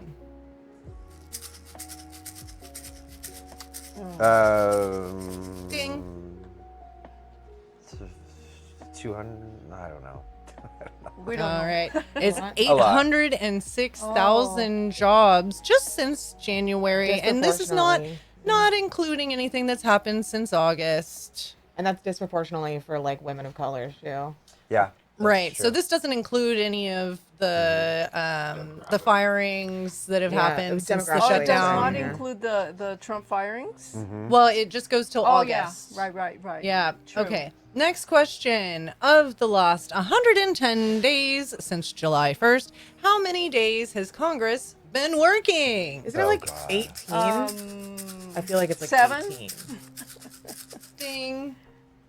We got 40 days. More than I was expecting. Since July 1st. I wish I could work that little. Yeah. I know. Wouldn't that be awesome? You know Look at what? us. If they gave us their money, if they actually put the money back into the economy, maybe we all could work that little. Well, and they've been on vacation too. The House has been on vacation because the Republican House will not deal with the Democrats. They don't want to negotiate, Right. period. They're not going to So they're on discuss vacation. health care. They don't. I saw a proposal just from somebody on the internet a couple days ago that was suggesting that congressmen make only 1.5 times the median income in their district. Right, I saw that. Yeah, I agree that that's good. And have the health care of their poorest person. Which would be Right. no Who would be no healthcare. health care, correct? Yeah. All right. Our final true, you can. question is how much money does a National Guard deployment of 4,000 troops for 60 days cost U.S. taxpayers? 60 million. It's $1 million a day, isn't it? I heard. Is it a lot more than that? Oh, it's It's more more. than that. Is it? Oh, no. 150 million. I know. 150. I wish my numbers were happy numbers. Oh. It's $120 million for 2 months of 4,000 $2 million a day. troops. Sounds like waste, fraud, and abuse to me. It sure You know, does. that's what they've been. And you know what? That's our money. I mean, think about it. Those dollars that we pay every year, that we hate paying every year, Yeah. that's how it's being wasted and going into all the wrong Redirected. places. Yes. Redirected. All I wouldn't mind right. paying bad. taxes if it meant that. Who won here? Gabriel. Oh, What did I win? You win this open. Incredible.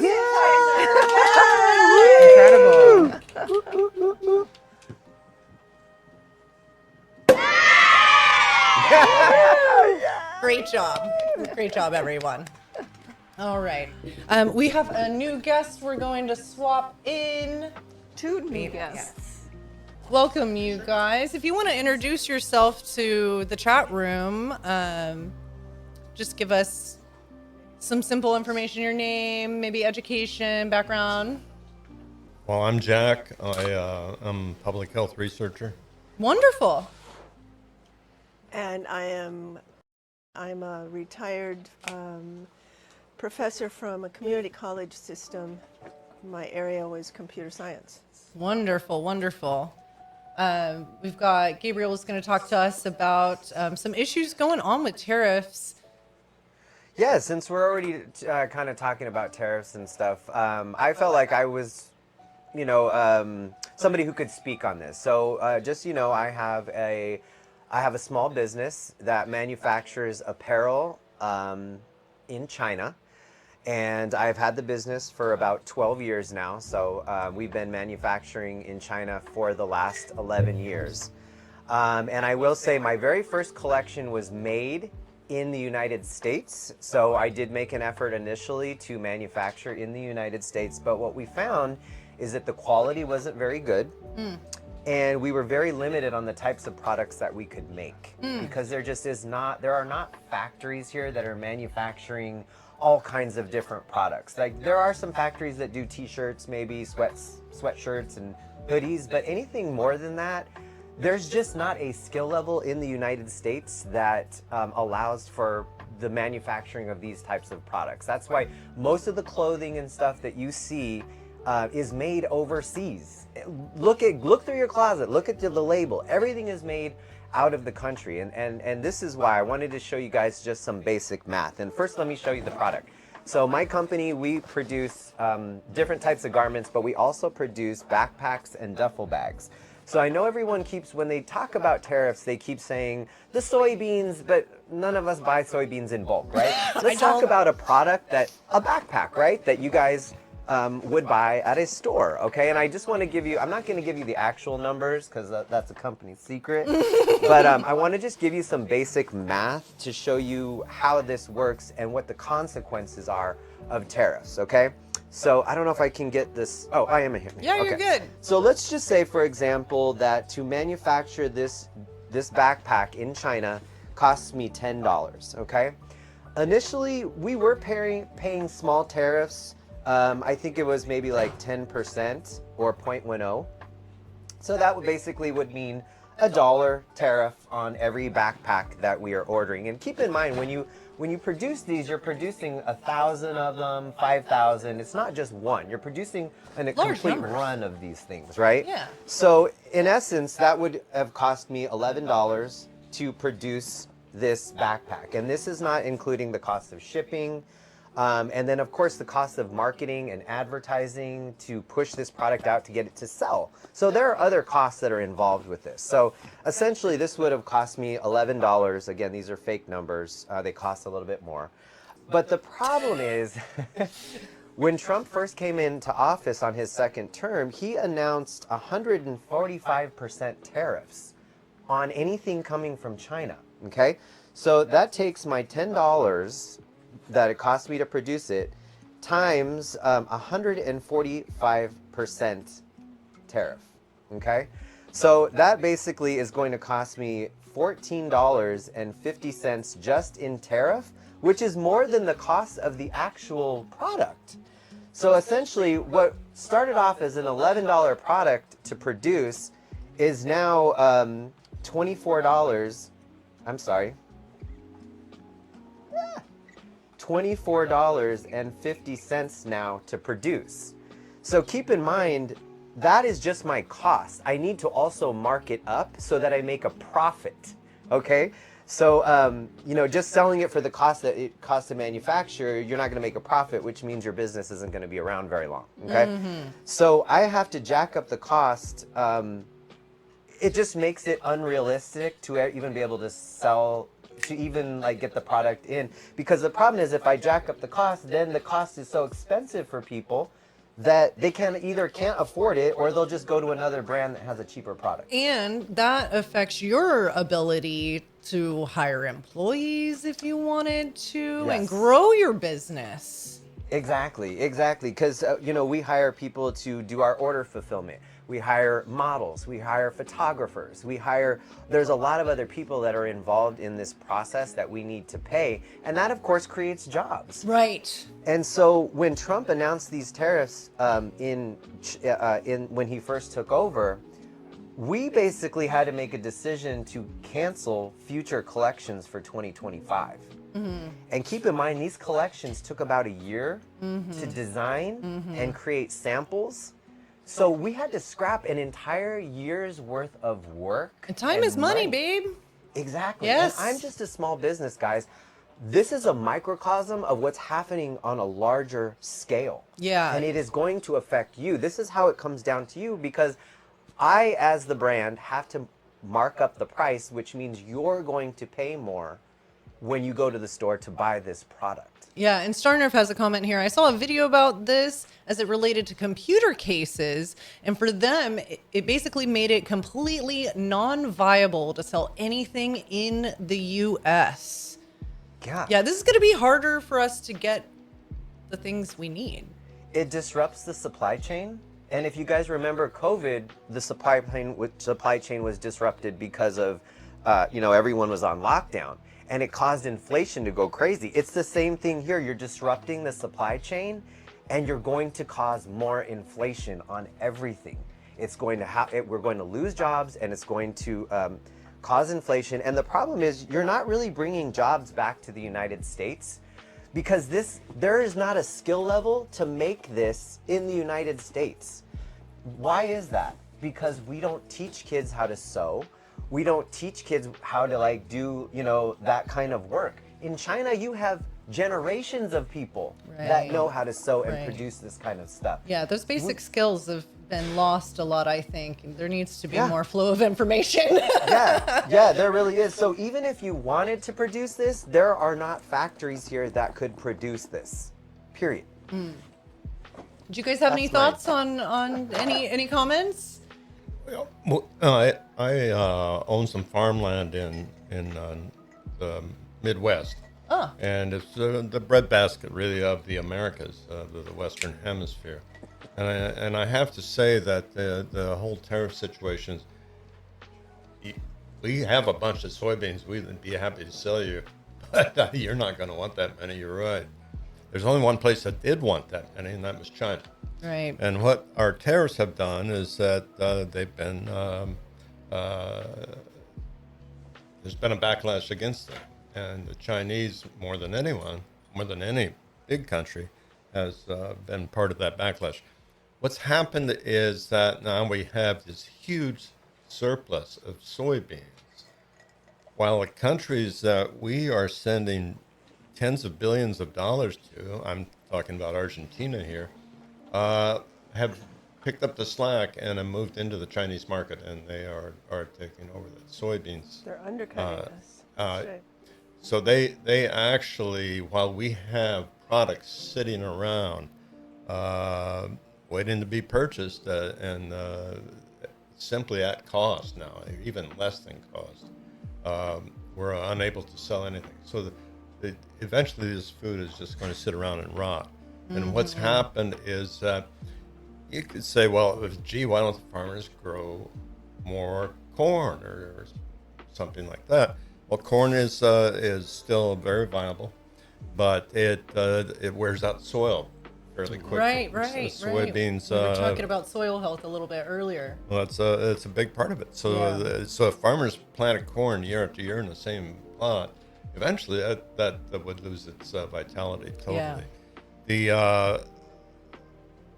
So they could say, well, why don't farmers change back to oats and wheat and sorghum, Milo we called it, and the equipment turnover would be horrendous. I mean, some of these tractors cost almost $1 million anyway. Yeah, I've heard now that they have tractors that have AI basically where it'll just go ahead and plow the field and hands-free. Hit It's the amazing button. to see, right? Yeah, but that's so expensive. That's insane. How long it takes to pay off something like that? I can't even imagine. They can't pay it off. And most of those equipment, most of that equipment is imported also from China. Sure. So the same tariffs are applying. And there was an article I read recently that the hot industry in the Midwest right now is fixing old used farm equipment. I think that's going to be, if there's anybody young still in school, fixing things is going to be really important pretty soon, I think.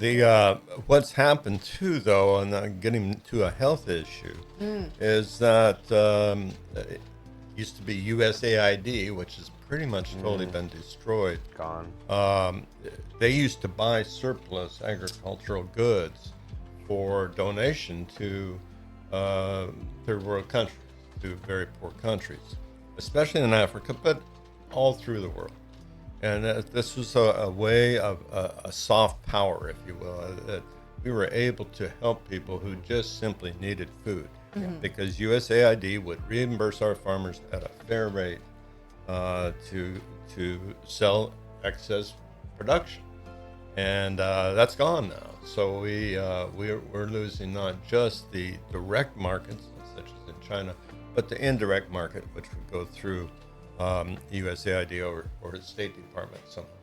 And this all affects jobs, like all the way down the line. It's a job killer. Yeah, like for your job,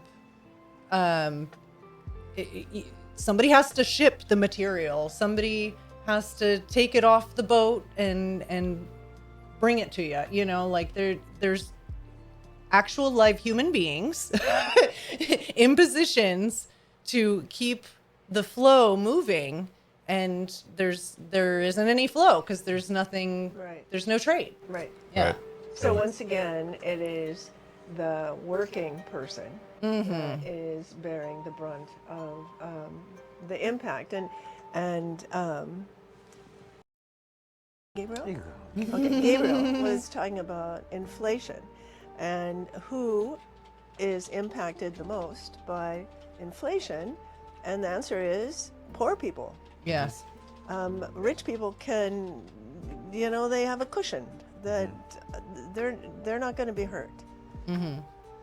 They can buy hedge funds. What do you guys think about all this First Amendment stuff that's going on in the schools and different media? It's horrifying. Yeah. I mean, there are efforts to rewrite history. And when Jack and I were growing up, we used to talk about the Soviet Union and how they rewrote history and told a totally different version of reality, and we're starting to try to do that. Well, I think when the focus of the attacks is this, there's a really scary parallel, and that is some of the, obviously they go after the media first. The lawsuit, the successful lawsuit against CBS News for 60 Minutes piece, that was kind of innocuous, but nevertheless CBS paid up. They're going after the media, it's not just CBS, but others as well, obviously. Yes. They're going after universities and making these hideous deals with universities, not now just to get rid of their pro-Palestinian demonstrations, and some universities allowing them, and they shouldn't be doing that, and we're going to cut off all their funding, which they have in some cases. Yeah. But now they're going after them to sign some sort of pledge, some weird pledge that they're going to follow in the sort of the philosophical footsteps of the White House. And if you want to compare that to things that have happened in history, certainly it would be fair to look at Germany in the early 1930s. And it's even strange to me, like, well, not strange. Like everything's surprising but not shocking, right? Like, or shocking but not surprising. Going after, like, the Wall Street Journal, Right. who they are not a liberal bastion. Even Facebook, it kind of shows, like he's starting somewhere, but then he's moving on to everyone, affecting everyone. He doesn't care who you are. I think we need to also define too what the First Amendment is actually, what's covered, because I think a lot of people on the right have been complaining that they've been censored on social media, Right. that when it used to be Twitter, that they were being censored and this like that. Guys, that is legal. A private company can censor you on their platform because it's their platform. What the First Amendment actually applies to is that you can say what you want to say without the government coming after you. And so what you saw prior to Trump coming back in his second term was not a violation of free speech. But what they're doing now, because the government is specifically going after people for what they say, that is what violates the First Amendment. That is a true violation of the First Amendment. Right. Yeah, no, it's not. Interesting. It isn't like your First Amendment is being taken away when you say something inappropriate and then your grandmother tells you to shut your mouth. Like that's Right. that's not that's not Right. it. Yeah. Or you know, You should like, be able to be corrected and have a backbone and a spine to be able to listen and learn from that. Yeah. I mean, that's my company. Like the other thing we sell is underwear. So you know, Woo! we have to have models in underwear, and we get flagged all the time for inappropriate content. And does it suck? Yeah, but I mean, that's their rules. That's Right. the platform rules. You have to abide Yeah. by those. You have to be careful what you post. And can we talk about privatization real quick in regards to that? You know, like taking all of our resources, trying to, you know, with these tariffs, some people are going to have to bow out. I can't run my business anymore. And so then other richer companies can come in, and then because they're a corporation, they have their own rules of who they can hire, who their customers can be, etc., and not have to be sort of neutral. But more importantly, you're taking away the middle class when that happens. Right. So farmers, for example, the Midwestern soy corn farmers, the small farmers are gonna have to sell. They're gonna lose their farm. They're gonna Right. lose the family farm. They're already filing bankruptcy. Right. And who is going to buy those farms? Large corporations. We The people already with the have money it right in now. us. Yep. That's right. And so the middle class, Consolidation. the entrepreneurial class, is the suffering class. Well, and it's not just that farmer, but typically these farms have gotten pretty big because of the machinery needs and the competition. But what these small towns are drying up anyway. They rely They- on this stuff. Really rely on this stuff, and they rely on a vibrant local economy, and that's based only on farm. But nobody's going to come to their grocery stores or eat at their restaurants or participate in their churches or whatever it is, because they're leaving. They're leaving for larger cities, and they get some sort of a low-wage job. And related, we've got hospitals shutting down. And hospital, Oh, yeah. especially. And you know, how many people does a hospital employ? How many intelligent people does that bring to a community that can take care of the people who live there? I mean, my aunt was telling me 3 hospitals, maybe it's more since I talked to her about this, but at the time, 3 hospitals in Atlanta had closed. And I'm thinking, what on earth? 'Cause like she's a nurse. So what's going to happen to all the babies that can't get tended to? What about the mothers who are trying to take care of those, trying to nurse their babies? Their problems, they're going to have somebody to take care of them. The nurses themselves, the doctors themselves, the administrative workers, The mothers the- getting to Yeah. a delivery doctor. I have an 80-year-old brother who is approximately almost 100 miles from urgent care, from emergency care. And that place is being threatened with being shut down incredible. because they just don't have the federal support. Yeah. And when a hospital like that gets understaffed, they get very, very busy. People have delay in care. You're talking about like an ambulance ride would be much longer before you could get to the resources that you need to potentially survive. No, you're not going to make it. Right. Yeah. An emergency is an emergency, you guys. If you haven't lived through an emergency, yeah. I think some of the problem with the way people are voting is that they don't understand what a hard time is yet. They haven't lived to you guys' age, or even our age. Come on now. I had neck surgery last year. So sometimes you're going to go through a hard time, and money is not constant. And people don't understand that we need to have these programs available. We need to have them local because it is like a physical distance problem. I wish younger people understood what was coming to them so that they would understand why the programs need to be there for them and their future and their children Right. as well. Yeah. Yep. Yeah, we have Yeah. got to get this administration out of here.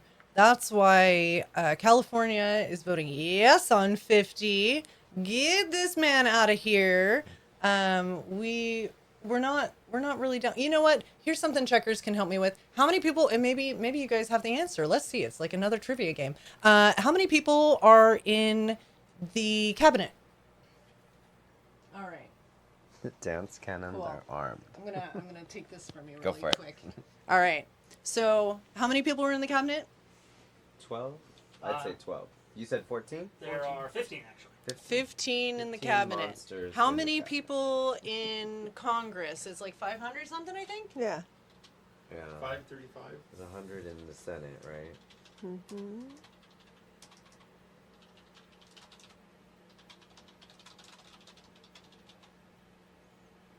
Five 41. Okay. And what's the voting population of the United States? 330 million. Well, there's, I don't know the voting, but Yeah, I there's don't know. 330 million people in the U.S., right? Roughly? 330 mil. 244 are of voting age. 244, you said? Yep. Okay. So, what is supposed to happen is that these people here have representatives that speak for them. And these representatives then talk to the president, and he can like veto stuff if he wants to. But it's ideas from the bottom that go up. The fella in charge right now wants it to be like this. So he wants these 15 people to make decisions for all these people. Yeah. Yep. That's right. And that ain't how democracy works, you guys. They bypass Congress. Congress makes the law. That's not right. The president. Republicans Right. have neutered themselves. They don't need to go to a vet hospital. They've done it already. All right, you know what? Let's dance this out. Yeah. We definitely need to dance. Some heavy topics here, guys.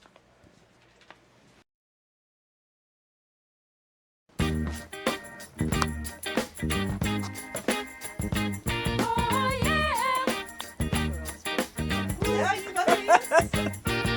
The big stuff. Who do you think you are? It's the big stuff.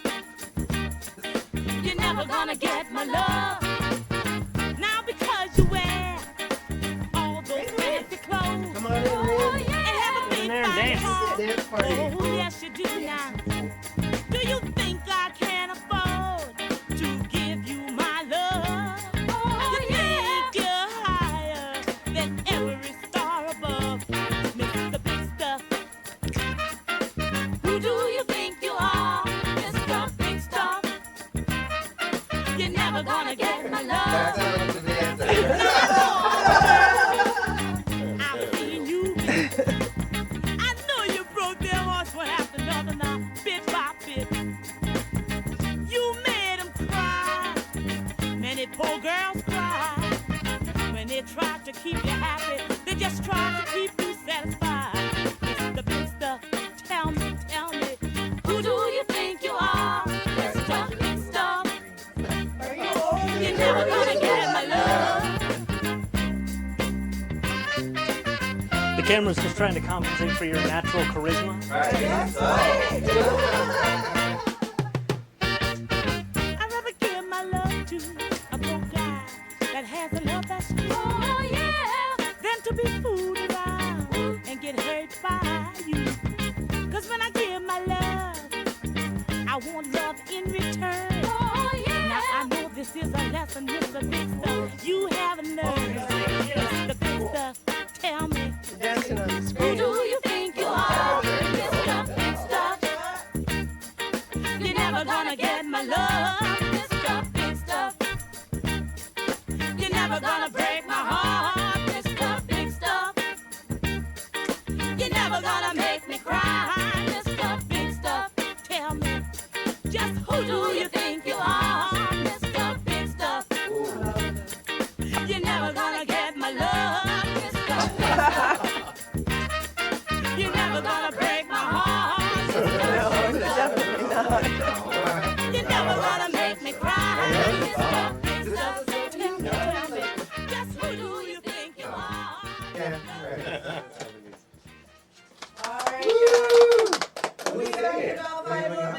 Yes, quick 5-minute break, and then we shall return. See you in. Welcome back, everyone. We are entering our segment on beliefs and values. We are going there. We are having this conversation. Nothing is taboo on this channel. And I just want to let you guys know this. We're not trying to promote any religion in particular.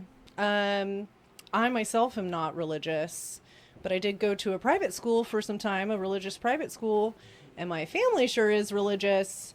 So I understand organized religion. For me, I see the Bible as a book written by men where women were not invited, and maybe they should have been. But I see it as a book about sociology and them trying to teach us what they learned when they lived, so that we don't make the same mistakes that they did. So enjoy. We're going to talk about beliefs and values. You're welcome to put in your own input, ask us questions. We're going to start this segment off with a non-denominational prayer. Here we go. Oh, who was the prayer prepared for us by? Reverend Casey Marie Pandel, a Unitarian Universalist minister. Here we go. All right. Spirit of life and love, that which is known and unknown, that divine spirit which goes by many names, we are grateful for your presence today. We are grateful that you help us share this space together. May our time today be filled with curiosity, compassion, and the striving to understand and be understood, to value and be valued. And may this be a time of building mutual community. You are whole, you are holy, and you are loved. Amen, and blessed be. So that was a little quiet here in the room, but hopefully it was useful for those of you at home. Thank you for being here, by the way, just in general. The next thing that we are going to do is we are going to read a letter that was written for us by a friend of ours who is a member of both the African American and disabled communities about their feelings on the state of things. So thank you for the letter. I'm going to go ahead and read it. To whom it may concern, I wasn't sure how to start this letter because I have difficulty believing not everyone is, in fact, concerned. I understand that not everyone is a minority or a person of color in America. According to the 2020 U.S. Census, people who self-identified as white were 61.6% of the population. Hispanic and Latino came in second with 18.9%, and those who identified as black or African American were 12.4%. The United States obviously is supposed, or USA obviously is supposed to mean the United States of America, but somehow it has become the unraveled States of America. From false claims that critical race theory was being taught in grades K through 12, to removing black history from museums and watering down the history of slavery and the impact it had and continues to have as an institution, to affirmative action that has become some twisted or evil incarnation called diversity, equity, and inclusion, in the eyes of a few, are just some of what's happening to date. The next few years don't look good for people who look like me. This is, again, the writer of this letter is a member of the African American community. For people who look like me nor my brown siblings of this country. While critical race theory is a legal and academic framework that originated in the 1970s and 1980s, academics did not propose it to be taught outside of university or college settings. Despite this, its perceived impact and reach has been overblown and used as an excuse to implement changes in the education system to not teach or lessen the contributions of negative instances in American history that impacted certain groups of Americans, all to possibly lessen the supposed guilt or perceived discomfort some students may or may not feel because of the actions of their ancestors may or may not have even committed. I and other critics expressed concerns that the hyperbolic language against the teaching of CRT seeks to downplay or remove aspects of Black history and struggle, or just downplay the impact Black history has had on America. Winston Churchill's quote, "Those that fail to learn from history are doomed to repeat it," is a well-known saying because it has been proven true. I'm not saying slavery will become popular as an American institution again, but we can argue low-paying and minimum wage labor is a form of economic slavery. The last time the federal minimum wage was raised was on July 4th, 2009, when it increased from $6.55 to its current rate of $7.25 per hour. And this has been the longest period without an increase since the minimum wage was first established in the U.S. in 1938. Without access to education and equal opportunities, how many will be forced below the poverty line?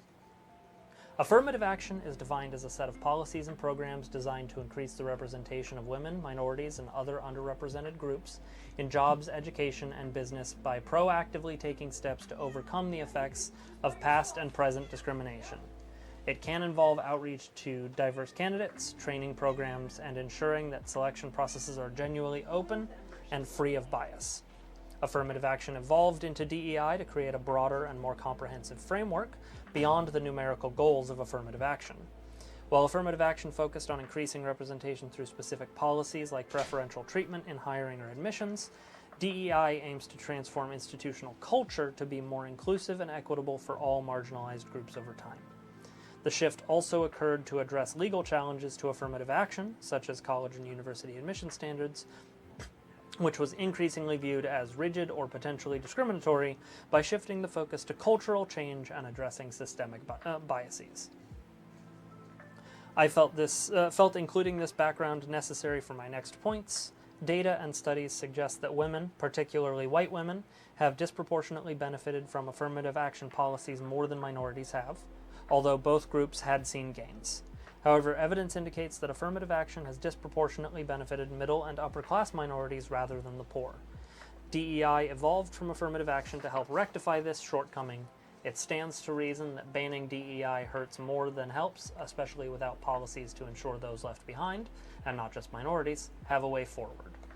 Other educational institutions are also affected by the current administration. In April 2005, reports emerged that the National Museum of African American History and Culture was rotating out artifacts following a March 2025 executive order targeting improper, divisive, or anti-American ideology in federal institutions like the Smithsonian.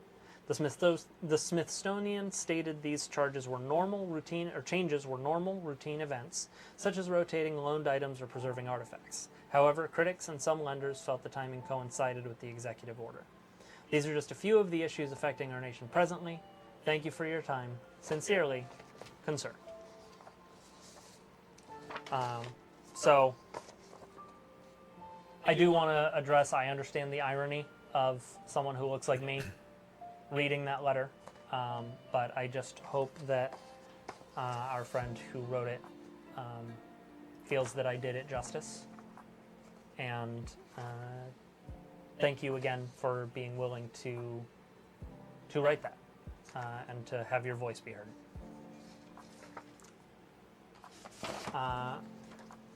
To get the conversation rolling after that,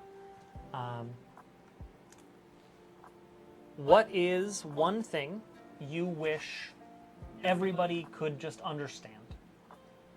Like one concept that you think the world would be a better place if everybody just understood it. Wow.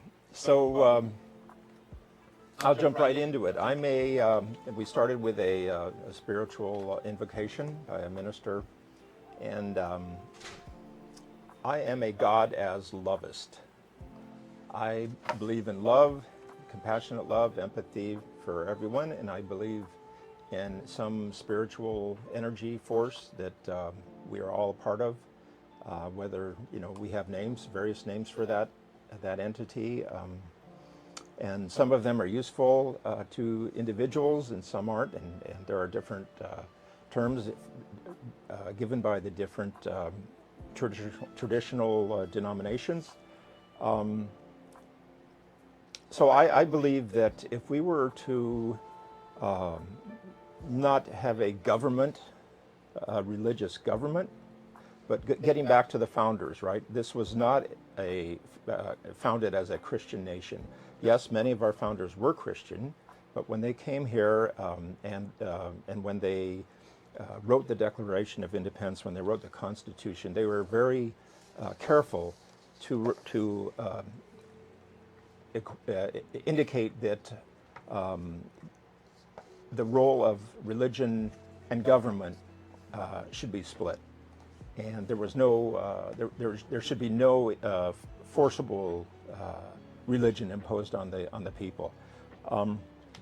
So, but that doesn't stop me from being a spiritual person in the sense that I believe we're all bound by love, and the more we can acknowledge that, the more we can be compassionate towards others, the more we can love others and let them love us in the way that is natural and appropriate for each person.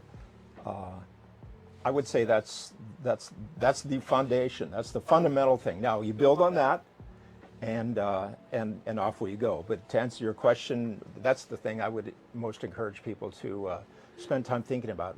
Who we are in this great scheme of things, this great universe, this cosmos.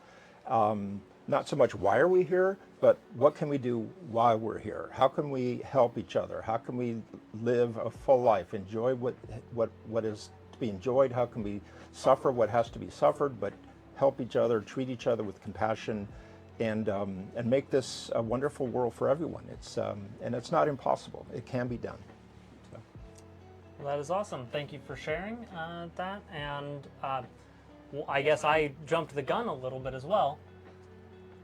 Introduce yourself. Tell us about yourself. Sure. Share as much of your background as you're comfortable. Sure, thank you. My name is Rin. I'm 73. I'm married for 33 years, have 2 great sons, grown sons. My career was as a software engineer with a telecommunications firm. I left that after several decades and went back to school and got a master's in MFA, Master of Fine Arts in Poetry. And that was a wonderful experience for me. And here I have to acknowledge that I am privileged. I was able to go back to school. Having had my career, I was able to afford it. I recognize, understand that many of my colleagues, my classmates, were still young people struggling, getting the degree in hopes of finding a job, teaching, lecturing, writing. I'm aware of that. I acknowledge that. At my age, I was able to do that. But it was a fantastic 3 years. I had a wonderful experience, wonderful faculty, wonderful teachers, wonderful classmates. And that led to volunteering at a local library. And that led to being hired at the local library. And I had a wonderful team that I worked with. I had a wonderful branch manager, excellent teammates. And it was a wonderful experience for me in the community, working with the young people that would come in asking for help finding books and titles. So that's who I recently left that career, and now I'm an activist. And I spend a lot of time with different groups, different circles, different organizations, trying to help people realize the situation we're in this country, the racism that we still struggle with, our original sin of the United States, misogyny, the patriarchy, homophobia, transphobia, all the sins that we're struggling with, and especially now being led by the government and the folks at the top that we are, as they are leading, as they're trying to destroy our country and implement Project 2025. So a lot of most of my time right now is spent trying to combat that. So that's who I am. Excellent, thank you. And just so chat knows, credit where credit's due, Rin was also the one kind enough to provide us with the Pride Progress flag for the rest of the event today. All right, Gabe, remind chat who you are, your background, and then tell us what the one thing you wish everybody understood. Sure. So what you would need to know about me, again, my name is Gabriel. I own a small apparel brand that manufactures in China. You probably saw us talking about tariffs earlier. I also have a 29-year-old daughter. And I guess from what I'll be talking about in this segment, just so you know, I am a gay man. I have a husband. And yeah, that's what you should know about me. Oh, and I'm Latino because I would like to speak on a couple of those issues. I guess, what do they call it? What do they call it when you're like two marginalized groups at one time? Cross. There's a word for it. I don't know. Anyway, the question was though, what did we wish people knew, or was that question for me? Yeah, that's for the Okay. whole room. That's Gotcha. that's getting us off. What's the one thing you wish everybody understood? Okay. I think the one thing I wish everybody understood, there's a lot of things actually, but the one main thing is that being LGBTQ is not a choice. And I think people many times are misinformed that people choose to become gay, or that, you know, that for some reason they didn't want to be straight and they just, you know, it's not a choice. And I will tell you, I'm living proof of that. Intersectionality. Thank you, old man Wall. Yes, intersectionality. Gosh, okay. When I was in high school, I was raised in a very Hispanic Italian family. So machismo was a big thing, and being manly and being man enough. And I was never any of those things as a little kid. I didn't play sports. I was into Barbies and like girl toys, and I was treated horribly for it by my own father. I was treated horribly for it by my peers, my friends, and it really ruined my self-esteem. And so I really kind of, as I got into high school, I really tried to be as in the closet as possible. So much to the point that I had a child. And, you know, I think when you're a teenager, you talk yourselves into a lot of things. And I talked myself into being straight, honestly. And was I able to functionally have a child? Yes. But was it what I truly wanted in my heart? No. And I will tell you, after I had my daughter and my daughter's mom and I broke up, I've never been with another woman ever since. So that was really, she's the only female that I've ever been with. And it is really because I was forcing myself to fit into a box. And once my daughter was born, I felt so trapped that I literally contemplated suicide on a daily basis. I don't know if we can say that word on here. I don't want us to get banned.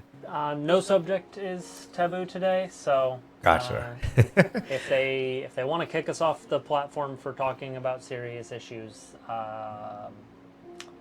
it's PG-13. We get one F-bomb. If they want to kick us off for that, fuck them. Okay. Star Nurse said Twitch won't take you down. Okay. I mean, because it is a very, gay people or LGBTQ people are susceptible to suicide more than any other group. And I fell right into that trap. I felt so trapped. I was engaged to a woman. I had a 1-year-old child. I didn't know how to get out of this. This was back in the late 90s. So there weren't a lot of gay parents raising children. And so it was just a really difficult thing for me. And I finally did meet my first boyfriend that I was with for 8 years. And we kind of came out of the closet together. And he was a support system for me, and I was a support system for him. But it was a very, very painful process to finally feel comfortable in your own skin. And then to be a father on top of that, because there weren't a lot of blueprints of gay people parenting children. So we were kind of making the rules as we went along. And so I just want people to realize that, like, this isn't a choice to be, your sexual orientation is not a choice. It is literally how you're born. I tried to pray it away. I grew up in a Catholic family. I prayed every day, please God, make me straight. Maybe if I had a child, I could be normal. If I have this girlfriend, maybe I can just bury it deep down inside of me. And that creates so much internal chaos that it's obvious why people turn to suicide in these instances, and especially when you have a society that does not respect who you are. And in the last few years, we've made so many amazing strides. Like gay marriage was legalized back in 2013. And that was a recognition of our relationships and a validation. And now we're seeing the Supreme Court hinting that they want to overturn a Bergefell, right? That basically led to gay marriage being legalized. So I just wish everybody just have some compassion. If somebody comes out to you, or you know somebody in your community that is LGBTQ, have some compassion for them. They have a lot of internal struggles, and a kind word can really make all the difference. And just know this isn't a choice. This is how God made us. This is how we were born.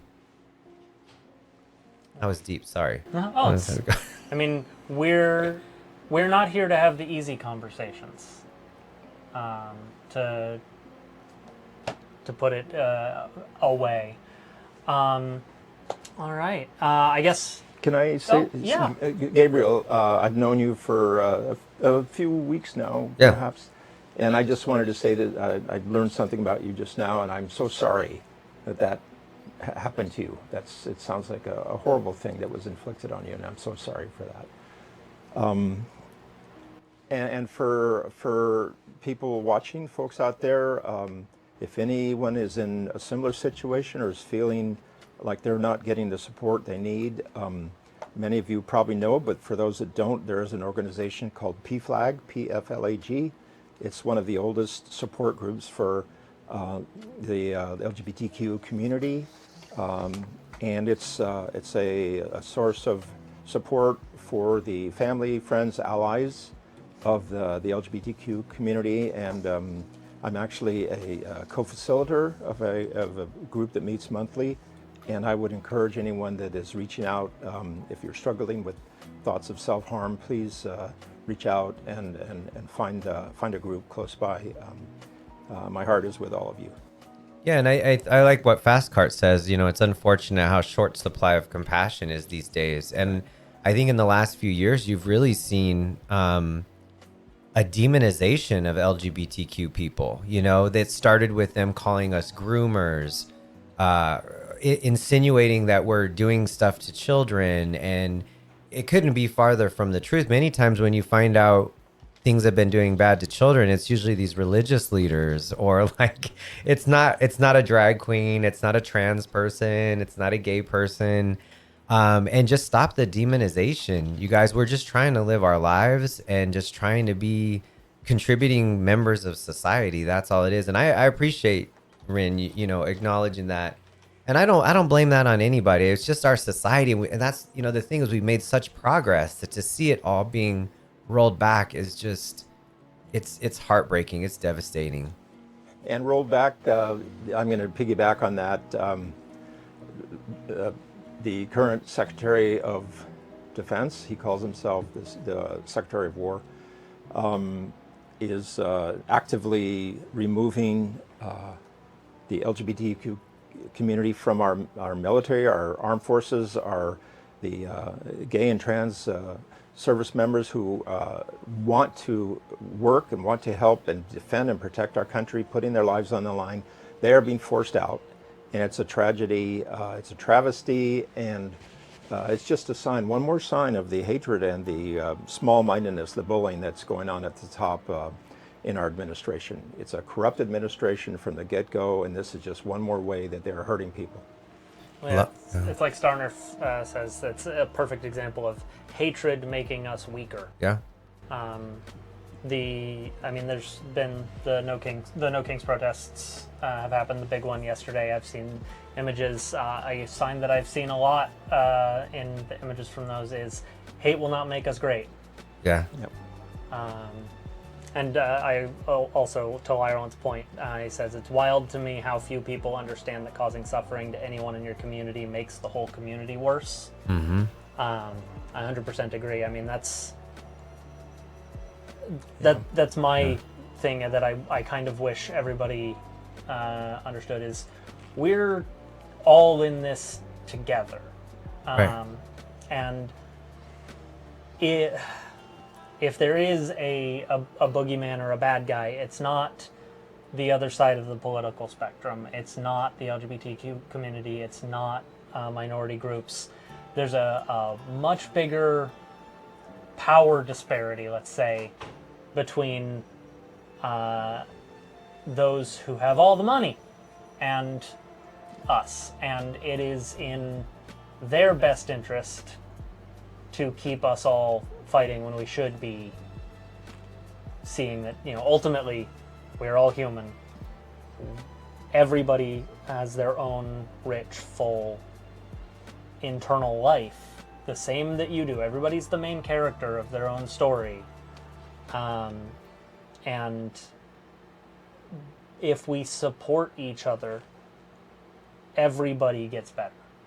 I mean, a rising tide floats all ships. That's a good point. Yeah. And I like what Fastcart said here. There's a lack of people of color in leadership positions in this administration, military, and civilian. We bring up a really good point, Fastcart. Basically, representation matters. It really does. So, the whole argument against DEI is we don't, but again, having a person of color or a gay person in a position of power, they speak for us. They help create laws and policy that are fair to us. And that's why, I'm glad that you brought that up, because, leadership and representation really does matter. And especially as a Hispanic American, I think that's the other part of this as well. Going back to the letter that you read, coming from being in the Latino community, we're being targeted just by the way that we look, the way we talk, our last name. Again, that's another thing. I just feel like Republicans are good at creating this hysteria around certain topics, whether it be immigration or, gay people. But I think what's pushing all this is this Christian nationalist narrative. That I think is I think that's what scares me as a gay person more than anything, is the Christian nationalism that is seeping into our government now. Because a lot of these Christian nationalists have argued that gay people should be put to death. Can you imagine lines of gay people just being shot? Is that the kind of country we want to live in? That's horrifying, but it's not really that far off, seeing what's going on right now. It's not that much of a stretch. No, it's the kind of terrible things you wish were confined to history books. Right. And it's horrifying to think that it might not be. Right. The current administration is forcing out, we talked about how they're forcing out the LGBTQ community from the service. They are also removing people of color and removing the photographs on the walls at the Pentagon, or I'm not sure where else it was, perhaps Congress, removing photographs of heroes from the past, people of color, officers, enlisted men, removing the honors that and the memorials to the Tuskegee Airmen, the black men who joined to fight during World War II and learned how to fight fighter planes and served honorably with distinction. Their photographs are being removed.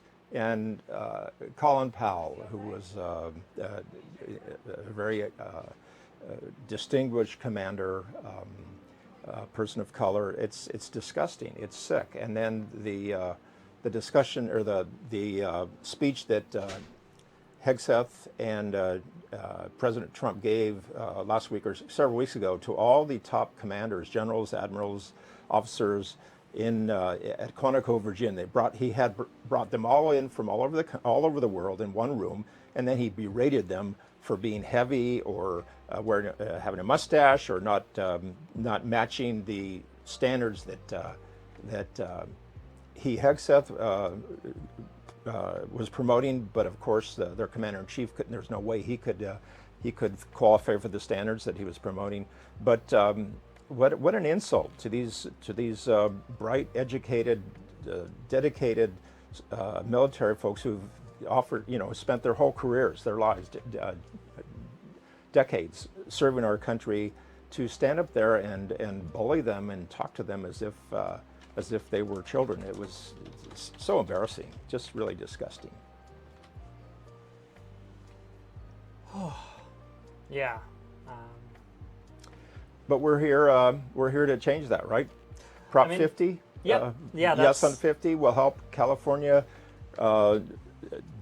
manage some of the criminality that and the immorality that the governor of Texas is foisting upon his people by gerrymandering to get more seats. On the word of President Trump, he called them up and said, I need 5 more seats, get me 5 more seats. So they gerrymandered their districts. So Governor Newsom in California is we're holding our nose while we vote for Prop 50. It's not something we like. We want it to disappear after the next census. And the Prop 50 actually calls for that. There's language in that proposition after the census to eliminate this gerrymandering technique, not just here in California, but all over the country. And so hopefully that will help us to flip seats in the House so that Trump doesn't have a mandate, or he doesn't have a mandate right now, but he won't have a majority in 2026, and we can start to unwrap some of the damage he's done. Fingers crossed. That's actually, I think, a good spot to segue into the next sort of conversation topic that we have. We're going to be joined via a voice call by not the one you're thinking of, Gabe. Oh, a different one. Gotcha. By a voice call from a friend of ours who lives in Australia, to talk about the way their electoral system works, specifically ranked choice voting, to sort of highlight how it is possible. You mentioned holding our nose to vote for what we think the best option is. You don't necessarily have to do that with ranked choice voting. You can, he will explain it in more detail. I'm going to try and get the call going. This is the first time we're doing a voice call with this setup, folks, so bear with us. Bear with us. Pun intended. Pun very much intended. That pun was unbearable. Like I said, Ekim is going to talk to us about ranked choice voting and what that looks like in Australia. Yeah, so I'll start with the basic idea of how ranked choice voting works, and then I'll go on with how it's implemented in Australia and how that affects us. So the idea behind ranked choice voting is that instead of voting for a single candidate, you are numbering your candidates, putting them in a certain order. Like the exact details of how you fill out the form varies, but the idea is that you're ranking them first, second, third, fourth, etc. And ranked choice voting is a very wide term. It can cover a lot of different ways of counting these votes, because how do you determine the winner when a certain number of people have voted, 1 for this person, 2 for that person, etc. It's more complicated than just counting the votes normally, right? So specifically, the version of ranked choice voting that we use in Australia, the version that is most common when these things are sort of floated around the world, is called instant runoff voting. And it's called instant runoff because the idea is that you're simulating a runoff election. Imagine if everyone voted for their favorites, and then we counted all the votes, and then the person who came last out of all of those votes was now no longer on the ballot, and then you had another election with the remaining candidates. And people would change their vote based on, well, this person's no longer there, I'll vote for that person instead. And if you repeat that process until there are only 2 candidates left, then you have the winner out of those final 2 candidates. But that's a very long and expensive process. IRV, instant runoff voting, is when you automate that process. You say, okay, everyone just give me the order of your votes, and we will automatically change your vote as people get eliminated. So let's say that I put number 1, someone who, like some minor independent, and then number 2, the top major party that I wanted to vote for, and then number 3 is the other major party. Then we would count all the votes, the independent would be coming last, they would be eliminated. My vote would change from my number 1 choice to my number 2 choice, and instead my vote would then count for the major party that I was voting for. And so it doesn't matter how low you go on your personal list. You can have 10 candidates that are all ahead of the candidate you think is probably going to win, and you can still have your vote count for that candidate once all those other 10 candidates have been eliminated. But, maybe everyone else has the same thought, and they all vote for those top 10 candidates, and now maybe it's not so certain that that person who you thought was going to win is going to win. You don't have to worry about voting for someone who can win. You can vote for people regardless of whether you think they can win, and then your votes will flow down to whoever it does matter for. So, how this works out in practice. The biggest things that it does to Australian politics is that it pushes things towards the centre. Because if you're a very far left or very far right voter, then the major left-wing or right-wing parties don't need to really court your vote, right? You might vote for some extremist ultra left-wing party, but then your vote will flow down to the centre-left party eventually, because it is the major party that is most likely to win. So it means that the parties tend to fight over the voters that are in the middle, who might go either way between the two big major centre-left and centre-right parties. So that's probably the main thing that it does to Australian politics. It doesn't mean that you are immune from having to sort of hold your nose and vote for someone that you wouldn't like to. Again, like, you might be a very far-left voter, and you know that eventually your vote is going to flow down to the centre-left party, and they might have things that you very much disagree with and don't like, but you still have to make a choice between them and the next worst candidate. Would you rather the centre-left party or the centre-right party? Well, if I have to choose, I'd rather the centre-left, but at least I get to express my preference for a more left-wing party before that. And, if enough people do that, then maybe it changes the balance of things. And even right down at the bottom, this is something that I hear a lot of people complaining about at voting time. It's like, well, I've put all of the major parties down, and now I have the bottom of my ballot to fill out. And I have to choose, who do I rank higher? The anti-vaxxers or the racists? Now, in practice, your vote's probably not going to get down that far. We do require in the lower house that you completely fill out your ballot, that you number all the boxes, and you don't leave anyone unranked. In the upper house, that's a little bit more loose because we have a lot, 50 plus candidates to rank. So there's a rule there that you can only write down a certain number of boxes. I think it's 15 or something like that. And then if your vote goes through all of those 15 choices and you still haven't found someone who hasn't been eliminated, then it just exhausts and your vote isn't counted. So yeah, you're not completely immune from having to sort of make some hard decisions, but at least you don't need to vote strategically. And that's the most important part. A good example of how this can sort of affect change, even if it doesn't necessarily affect the winner. So one problem that our voting system does still have is that it's not very proportional. Like America, we have a lower house where you've got relatively small districts that each elect one person. Now, if a minor party gets 10, 20% of the vote in every district, they get 0 seats. Because in every district, individually, they get eliminated and their votes flow to the next party down, and then that party wins. So we have an upper house which is a little bit more proportional, but I'll not go into that yet because that version of ranked choice is a lot more complicated with multiple winners. But the important part is that even though our current government won what was on paper a landslide victory with lots and lots of seats, if you looked at their first preference votes, like who people put one on their ballot, they lost a lot of support. And Australia had like the highest ever voting percentage to the minor parties. We have 2 big major parties and then a host of little minor parties. The more of the vote went to minor parties before the major parties than any other time in Australia's history in the most recent election. And the major parties are taking notice. They are scared. And as a result, they have to look carefully at some of their policies and maybe adopt some of what those minor parties are doing. This is something that is achievable in the US. So Maine and Alaska are both already using a version of ranked choice. This is something that can be done on a state-by-state basis, and it's something that you can fight for.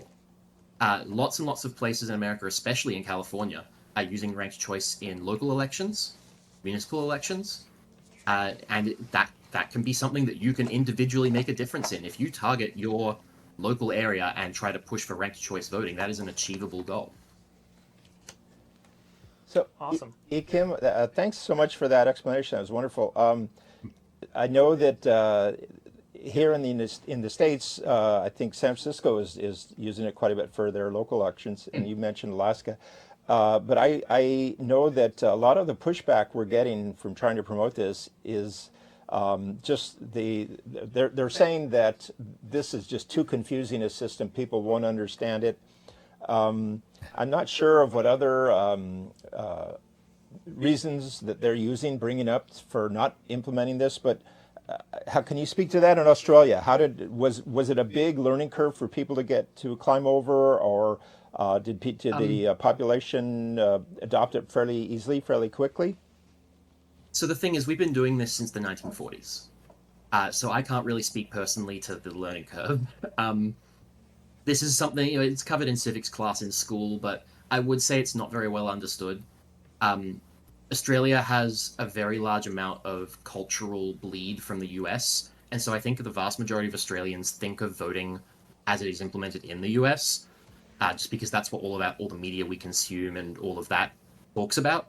So it's always a struggle to educate people on the power that they have with their vote, that they don't have to just do whatever one of the two major parties say. We have this phenomenon called a how to vote card, where people at the polling booths representing the major parties, or all the parties actually, will hand out these cards saying, this is how our party wants you to set your preferences. We want you to put us first, obviously. We want you to put these other people second and these other people third, because we've made deals with them and they're going to do the same for us. And a lot of people follow these cards rather than thinking for themselves. And it's a struggle to get people to understand how their vote works and to actually think about it. And yeah, as Starnoff is pointing out in chat, the other big thing that changes this in Australia is that we do have compulsory voting. I wasn't going to really bring it up here because it's a bit more of a contentious topic. The myth that I will dispel is that it is not compulsory to vote. It is compulsory to go to a voting booth and accept a ballot. And you can then submit a blank ballot if you want. There's nothing they can do about it. Traditionally, people have also drawn a dick on the ballot as a protest vote. All right. Invalidating the ballot. Interesting. But even with that level of informal voting, our turnout rate is it hovers between 90 to 95%. Which is wild. unheard of in the 95% of the people in Australia vote? Yeah, Of well, eligible you're also voters. automatically registered to vote, right? Yeah, you're automatically registered. If you don't vote, you will receive a please explain letter saying why didn't you vote. And there's lots and lots of reasonable excuses. I lived overseas for a long time, and the entire time I was overseas, I was not required to vote.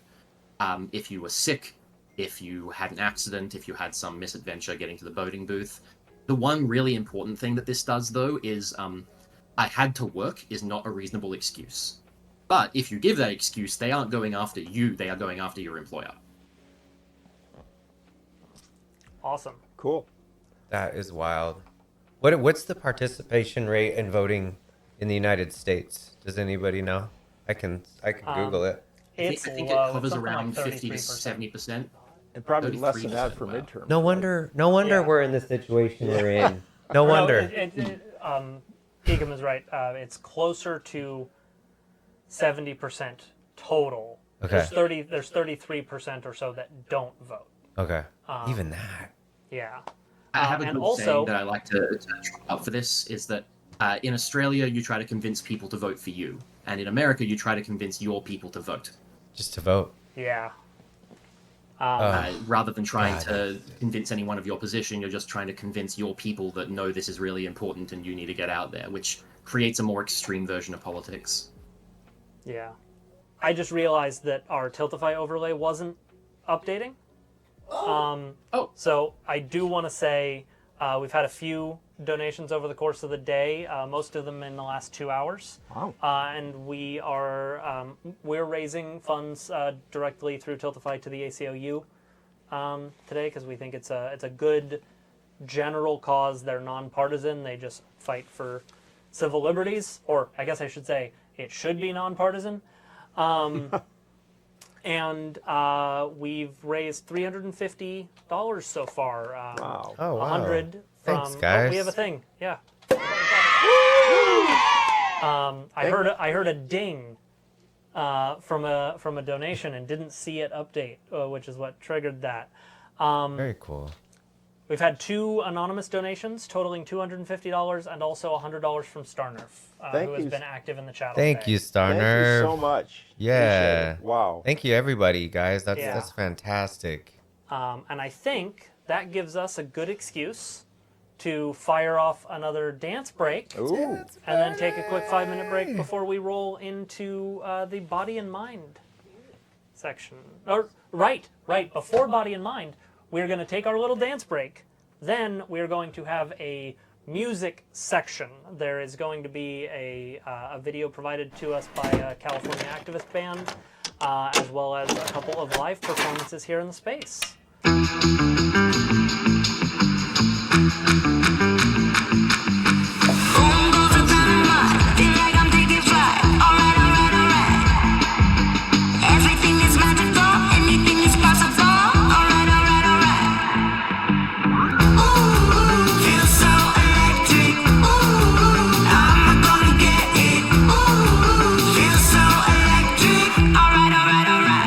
We're going to go ahead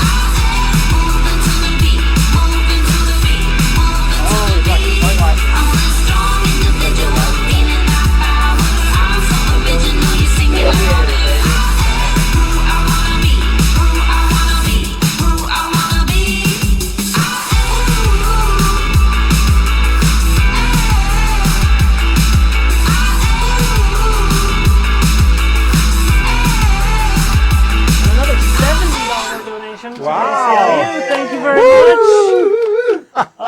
up play us out. Hello, folks. We are back in the room. Belle and Rin are going to kick us off for our little micro concert with a jazz tune called Peace by Horace Silver. We've got Belle on trombone and Rin on electric guitar. 1, 2, 3.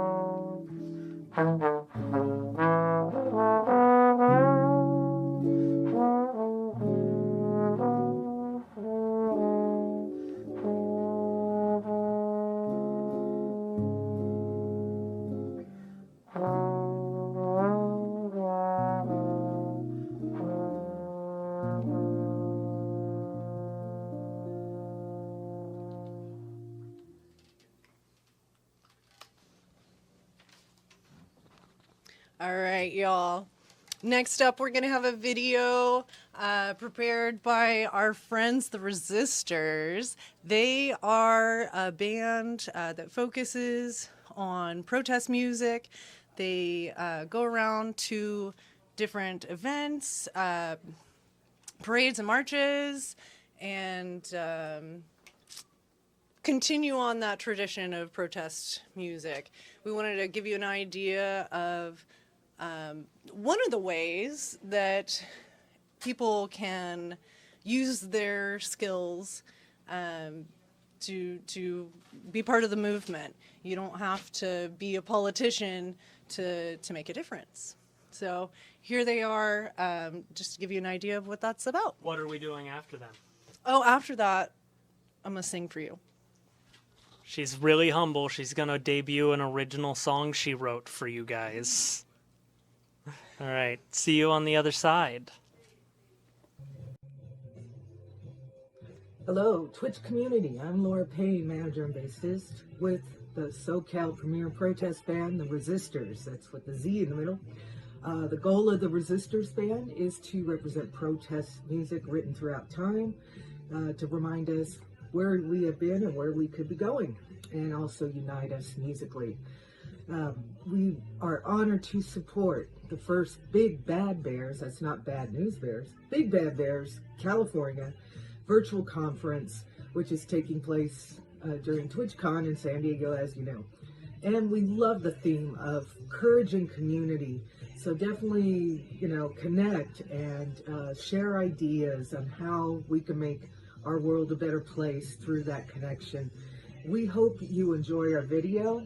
Please contact us if we can help support your organization or cause. And we wish you all the very best. Thank you. Take care.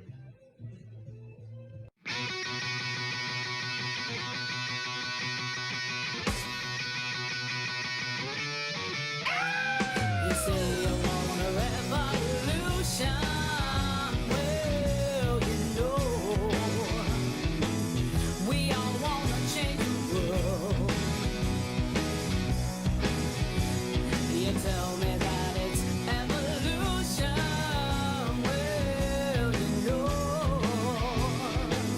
we all want to change the world. But when you talk about destruction, don't you know that you can count me out? Don't you know it's gonna be alright? Alright. Alright.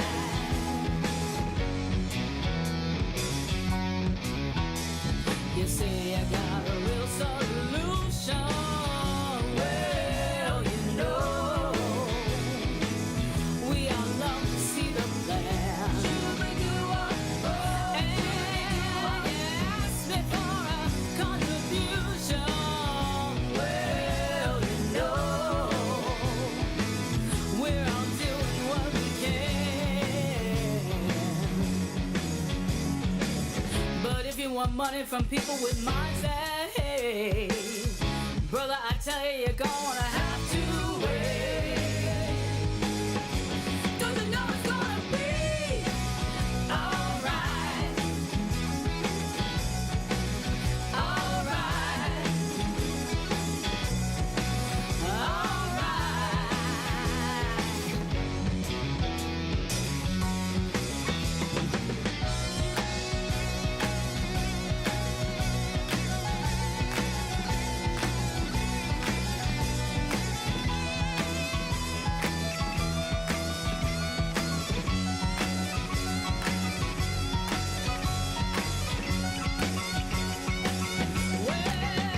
You say you changed that Constitution.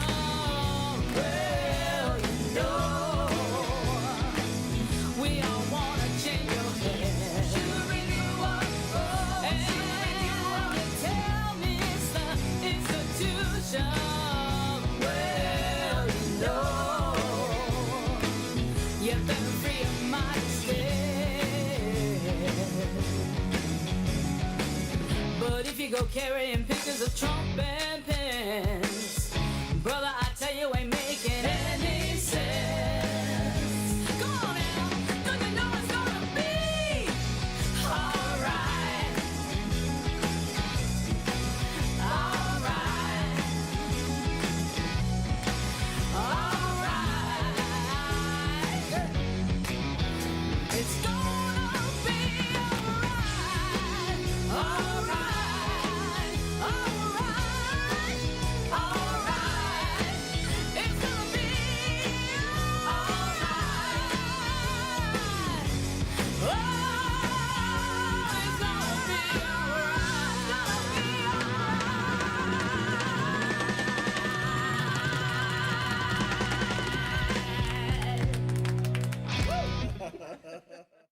Hello, folks. That was the Resistors. Now we are going to get things set up for Belle to do a musical performance. Do you want to talk about the song while I get things queued up? Sure, yeah. You know, sometimes we go through hard things in life, and in a vacuum, it just looks like a struggle. But when you get older, when you get through it, you can realize that it's actually a superpower. Now, you could recognize personalities and people that you don't like, that you that maybe you don't want to live with, or maybe you don't want to vote for. And this is a song about that.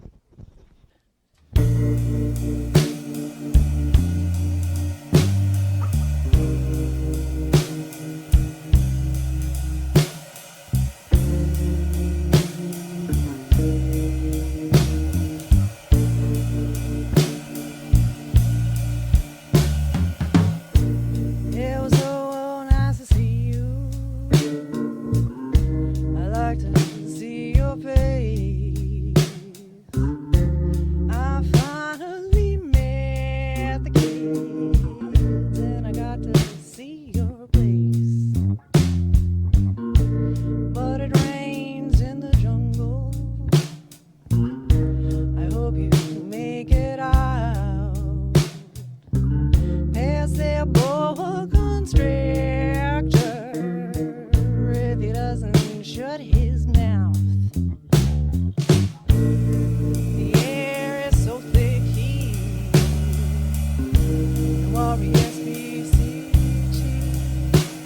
and so I have to go now, 'cause the snake is choking me.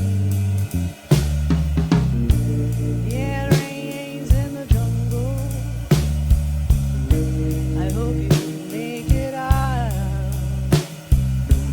Past their boa constrictor, but I gotta say I have my doubts. Just what the snake does next, we'll have to wait and see.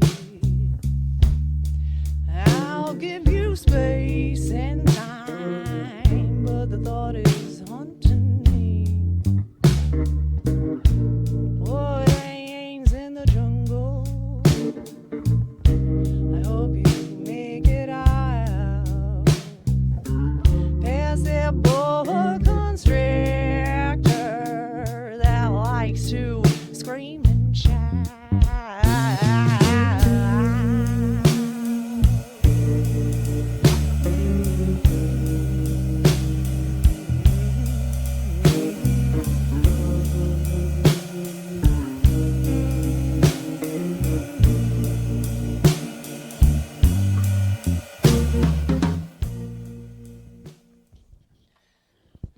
So that was Belle, everybody. With It Rains in the Jungle, I believe is the title. It's called Find a Shelter. Find a Shelter. To be fair, I can never remember the names of songs. Find a Shelter is the name of that song. All right, we are going to quickly go to the Be Right Back screen again while we get set up for our final major segment. But we are going to bring in a dance party to send us there. So, dance time. Hey!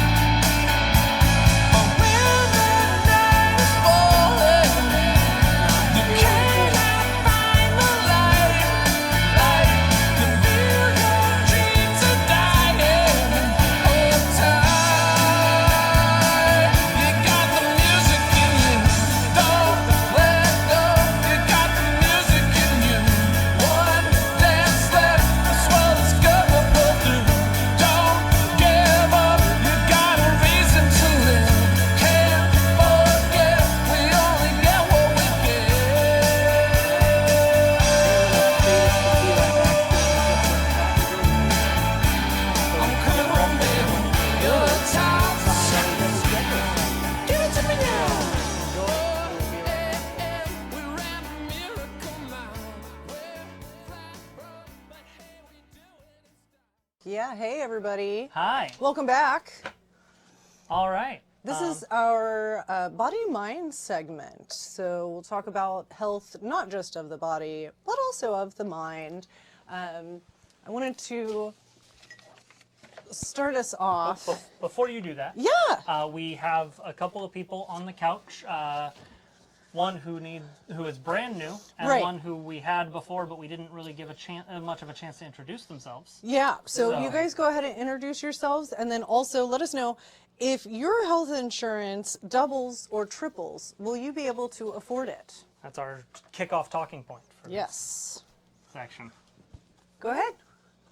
So my name is Leslie, and I'm in mental health as a licensed marriage, family, child therapist. And I specialize a lot with the treatment of anxiety disorders, and of course, depression overlaps. I've also headed the crisis response team for a number of years, and I deploy with fire, paramedics, police to critical incidences. Wonderful. Appreciate you taking the trip to join us. I'm Jack. I'm a public health researcher.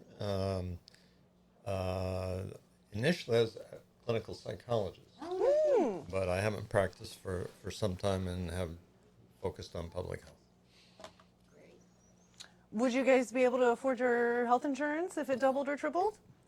Well, unless there are further cuts to Medicare for us oldie folks, anybody 65 and older who's covered by Medicare, and then of course we usually have to pay for a supplemental program, and those are the premiums that are going to go up. I'm hoping I would be able to, but depends on how many further cuts there will be to Medicare. Yeah, it would depend on that as well for the supplemental parts. And then any co-payments, that they're going to start going up. So it's hard to predict. I would say yes, but fingers crossed. You know, I keep thinking about how life was like for me in my 20s. Actually, I have a story of something I went through in my 20s. I had an ovarian cyst rupture, which is like super common for women. My aunt had one. She says she'd rather have another baby than have another ovarian cyst rupture. So that's how bad it was. When the first time it happened to me, I thought I was dying. I was crawling through the house, and the pain was so bad that I passed out.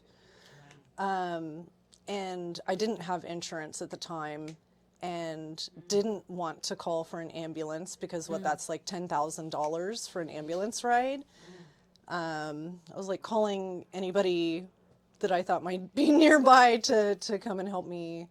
And then even, I got to the hospital and was crying to the nurses that I wouldn't be able to afford anything, and thinking, I would have to pick and choose what they did with me. But they were like, no, there's these programs that we can hook you up with and help you. And thank goodness for those programs, because I don't have a clue what we would have done. It would have been hard. Absolutely. And that was right before we got married. Yeah. It was crazy. Well, curious to piggyback on your experience. So I had a large cyst, 9-centimeter cyst on my ovary. Wow. And when I went to the hospital to have that removed, I got a call afterwards saying, the anesthesiologist, well, no, actually, I got the anesthesiologist bill, and that's when I fainted, because they had increased the anesthesiologist bill, and I couldn't afford to pay it. And I was in my early 30s at the time. Right. And I was like stunned, and I said, no, this has to change. Anyway, so I successfully, but this was many, many moons ago, not now, but I was able to negotiate them paying a higher amount of money to the anesthesiologist so that I didn't have to pay it. Yeah. But it was frightening. Yeah. I thought I'd go under. I didn't have the money. Right. To answer the sort of general question, we're lucky enough to have our medical insurance through my employer. If the cost of it doubled or tripled, it would affect us. Yeah, it would absolutely affect us. That would make it hard to afford both healthcare and the mortgage. together is where we would sort of end up. And the reason I put lucky in quotes is because, boy, having to get your health insurance through your employer to have any sort of reasonable rates stinks. It kind of locks you into keeping that job even if you are unhappy there. Yep. No, of course. What other changes in the healthcare system have you guys noticed and has you concerned? Well, there's certainly what has me very concerned is the frightening of the undocumented population, and actually using healthcare centers as a focal point, possible target point for ICE to do their raids. So what we're telling people then, if they're here undocumented, of course, we start with self-deportation. Let's assume a few people don't choose that. They still are going to get sick. And we're not going to reduce our healthcare budget, actually increase it, because by the time they get to an emergency room where they are by law still required to be treated, they're going to be in a lot worse shape. A.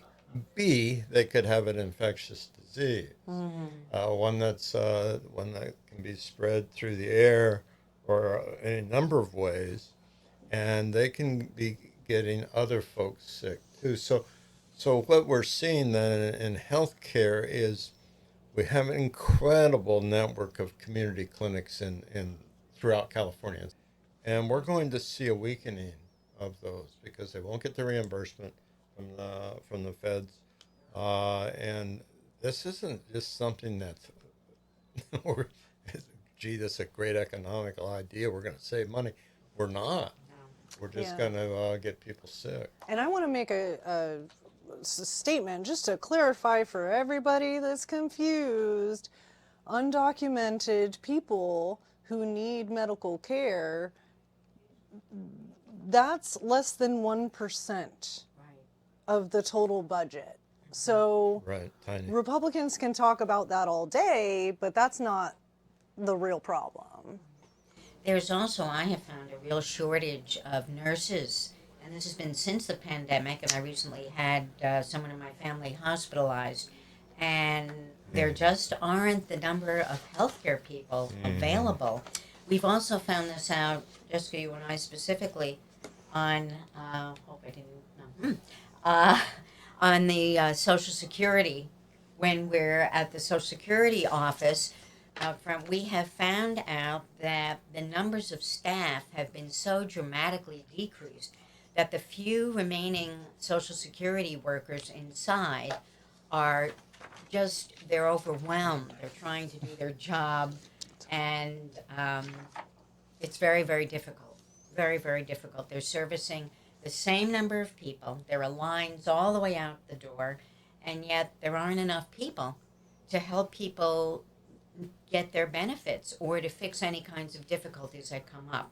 The pandemic was the start of that, like all that pressure on that system. And, having the president kind of, well, not even kind of, mislead people about the COVID pandemic started a whole lot of problems for nurses. Right now, my aunt, I think I mentioned this earlier, my aunt is a nurse in Atlanta, and she's told me that at least 3 hospitals have closed. And so then you're looking at delayed care, clogging up the system. People won't be able to get the help that they need. They'll have to travel farther distances to get the care that they need. And that's not what us city folk want for rural people that we know. Like I have family all over the United States. I want them all to have a hospital to go to and get care in a reasonable amount of time. Ultimately, it's not going to be a type of vocation to which talented young people aspire. Because who wants to run up a $200,000 Medical school bill. Yeah. medical school loan or nursing school loan are pretty high. Education, the Or cost a of PA, education. they're just extraordinary. So why would you? How would that attract good people? They would. Right. they'd But the rather- thing is, we as humans, we're always going to have bodies for the rest of time. And we don't get younger over time. We get older every minute. So something will happen to you one day where you will need care. You might be healthy and fine now, but you're going to want those systems in place. Yeah.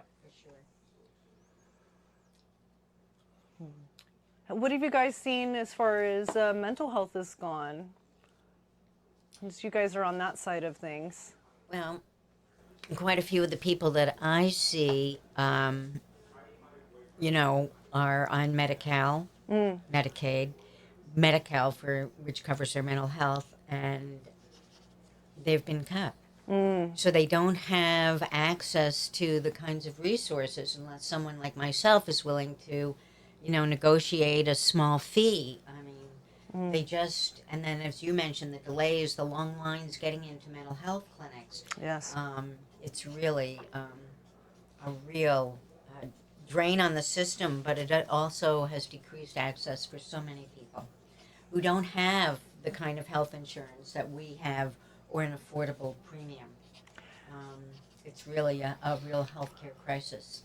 Maybe you'd be able to speak on this. I heard that the VA, right now, they're not doing individual mental health therapy. Yeah, they're only doing group right now. I was not aware of that. Well, someone I know is waiting for the VA approval to outsource to for therapy. Right. And fortunately, this person is functioning in their job and able to do pretty well, but they're waiting a long time to get that authorization to be able to go get some care. Okay. I have seen a case where service-related illnesses are being poorly treated, or the treatment delay is very long, Can you or give an not at all. example? Yeah, an example would be Camp Lejeune, North Carolina. Has been in existence for probably 80 years, 90 years, I would guess. I don't know. But in all that time, nobody thought to pick up the lead and other ordnance that was used at the firing ranges and necessary practice places. Wow. And so that eventually leached into the groundwater. Yeah. And all of a sudden there was this great big explosion in the incidence of various sorts of cancers, blood cancers especially. And so I do know veterans who were in North Carolina in the 70s who have had cancer and have had to wait for 2 years to get the VA to judge whether their cancer was appropriate for reimbursement for that treatment. And then they got to know. So it was just like a really sick joke. It was so we're not taking care of people. That it's nice to go to a baseball game and people say thank you for your service and that sort of thing. But Actions speak louder than words. Yeah, Hello. I'd like to see an action on that one. For sure. And veterans I know veterans in my own family have also had their benefits cut back. And one of the members of my family has to travel a very far distance to get care from the VA, and they seem to be short-staffed as well. An unfortunate story where they were actually misdiagnosed for a year and a half and then almost died this last year. So it's really tough for veterans to get the care that they need. And families of active service too. Yes. They're not getting the same level of care, and they live in poverty in many cases around Army and Navy base. Isn't it incredible that this administration is cutting all of these programs that hurt every aspect of our citizenry? Like, veterans, teachers, hospital workers, farmers, anybody in media. I mean, the list goes on and on and on and on and on. This is affecting everybody. Yeah. And some of it's going to affect everybody for a long, long time. Like cuts to education. Oh. And that was one of our big topics earlier today. But cuts to education affect a population for generations. Yes. Yes. Well, and I was listening to a news report early this morning that the additional tariffs put on China have, well, that strain in itself, but speaking of the education, that we have attracted 19% fewer of the brightest brains from all over the world who would normally come to the United States for both training and to also help provide services. And we're down 19%. The changes to the H-1B visas. Yeah, That's it. so like the changes to the H-1B visas to make them essentially at the administration's prerogative, so people can buy their way in on them, instead of having it be actually about bringing talented people who want to be here. Right. Like, there isn't value in only money. There's value in skill and knowledge. Well, and that leads to money. It's actually related.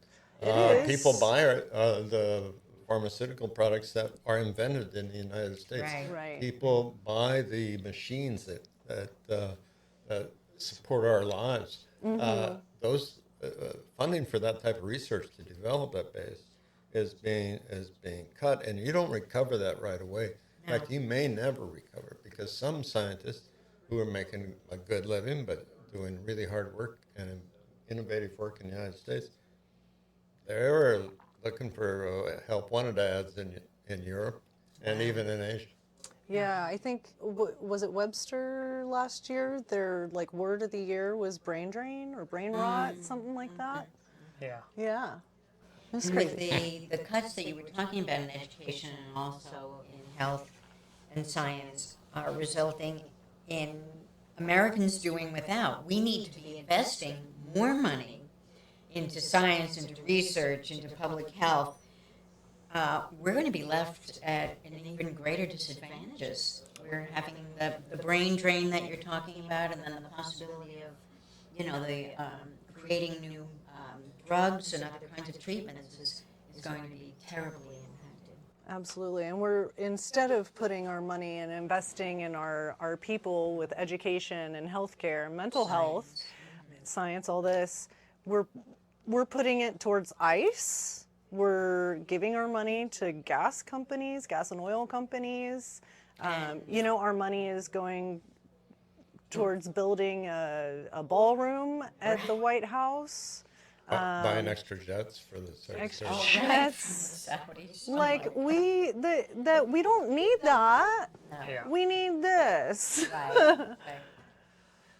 Was there anything else that you guys wanted to talk about real quick before we go to the review section of our talk? Yeah. Any quick topics you brought with you today? Well, not quick, but one of the things we wanted to stress is a lot about self-care in these extremely, extremely stressful times. It's so important that people do continue to reach out, whether it's your neighbors, your community, friends, that you take time out to be outside in the environment, which actually changes the chemical workings of the brain so that you can, have less stress, learn how to relax. Many people choose to put, time and energy into whether it's yoga or whether it's mindfulness. Whatever it is that would create a level of calm, utilizing and changing your brain wave levels so that we can relax. There's some real challenges to that have to be addressed. We will have no choice but to address them. And one is that we're in the middle generation, the sandwich generation, is maybe caring for younger people, or at least Older. their young adult children moved back home. They're also caring for parents who maybe are aging, but may actually be developing dementia or Alzheimer's. Right, and it makes life balance. That's very stressful. Yeah, it makes it hard to balance your life. So, a side note to that, like I want people to understand what self-care is not a bubble bath. No. That's not self-care, honey. Self-care is rest, Right. nutrition, hydration, reflection, like whatever reflection means for you, whether it's mindfulness like you meant or like prayer. There's all sorts of different ways. And vitamin D, being outside. Being outside. You are a plant. You are your own baby. You have to take care of you so that you have the energy to give to the world. If you were a pet, would you feel enriched with your current life? Give yourself a cat tree. Is that a question? Well, using our pets also, as you well know, Yes. for our self-care Yes. and nurturing. They're Taking care critical. of something else helps you feel like you have a purpose in life. Right. Yeah. I'm going to get the rest of the crew so that we can Well, I was going to step review away some for a things. second to try and get the first part of the action section squared away. Okay. You know what? While you do that, I will read this letter from our friend from Finland about their universal healthcare system. Ooh. Brace ourselves. Yeah, I know where this is going. Yeah. I make roughly 72,000 pounds a year at my current job. That's around 83,000 US dollars with the current exchange rates.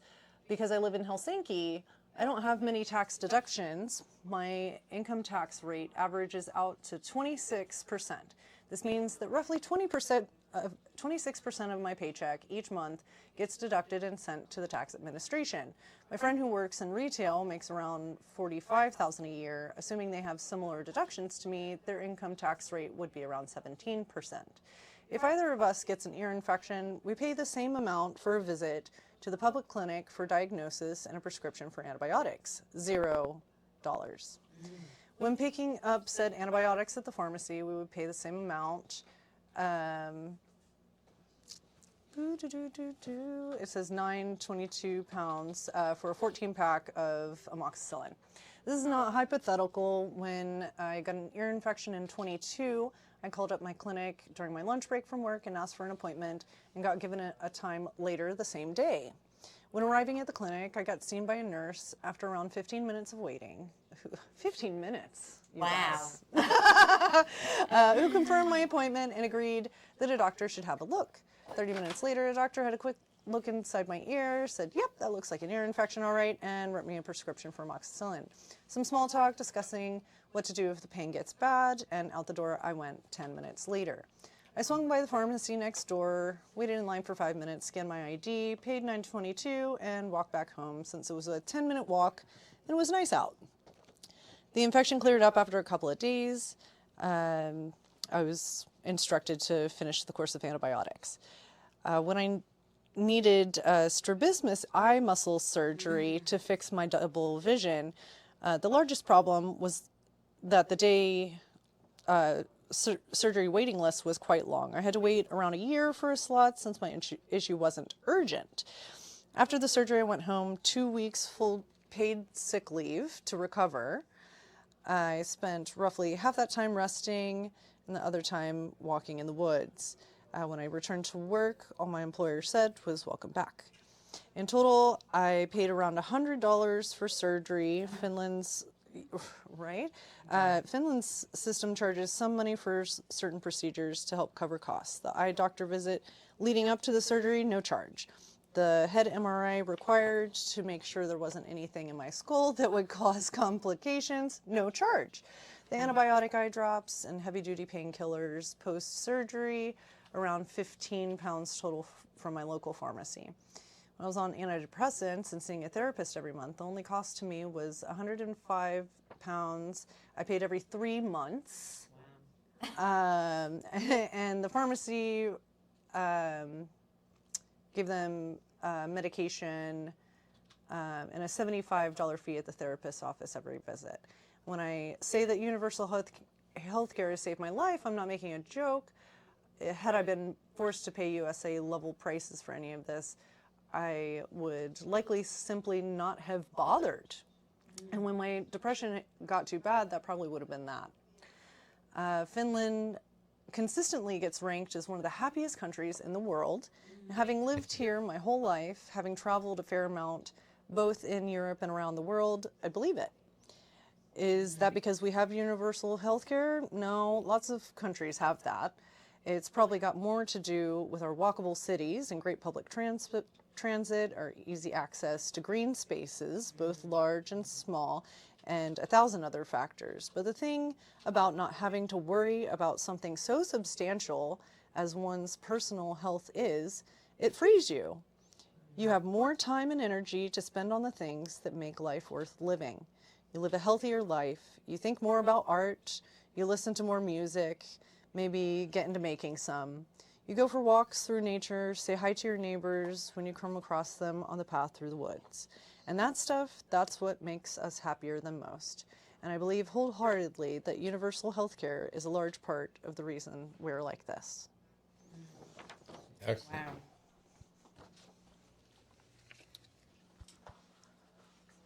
Okay, well, thank you for that read. I am going to switch this over, and hopefully we're able to get the audio squared away fairly quickly.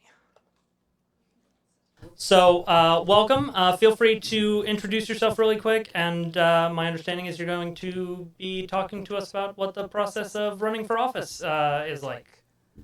Yeah, that's correct. Yeah, well, hi, my name is Alexander Kraft, and I'm currently running for mayor of my hometown of El Cajon in 2026. So it's going to be during the upcoming midterm elections in November 2026.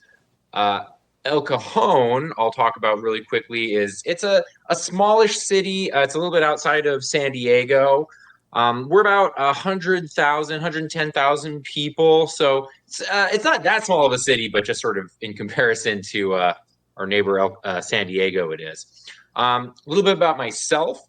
I am a labor and community organizer. I've been involved in organizing in one set, in one degree or another since the second Gulf War after 9/11, the early 2000s.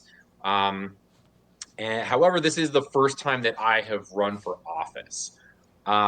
So it's an interesting experience. I have been involved in a couple of other like independent runs for office in the past, although not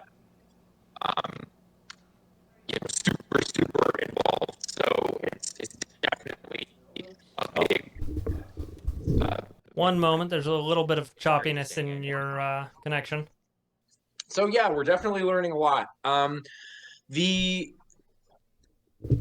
talk really quickly about why we run for office.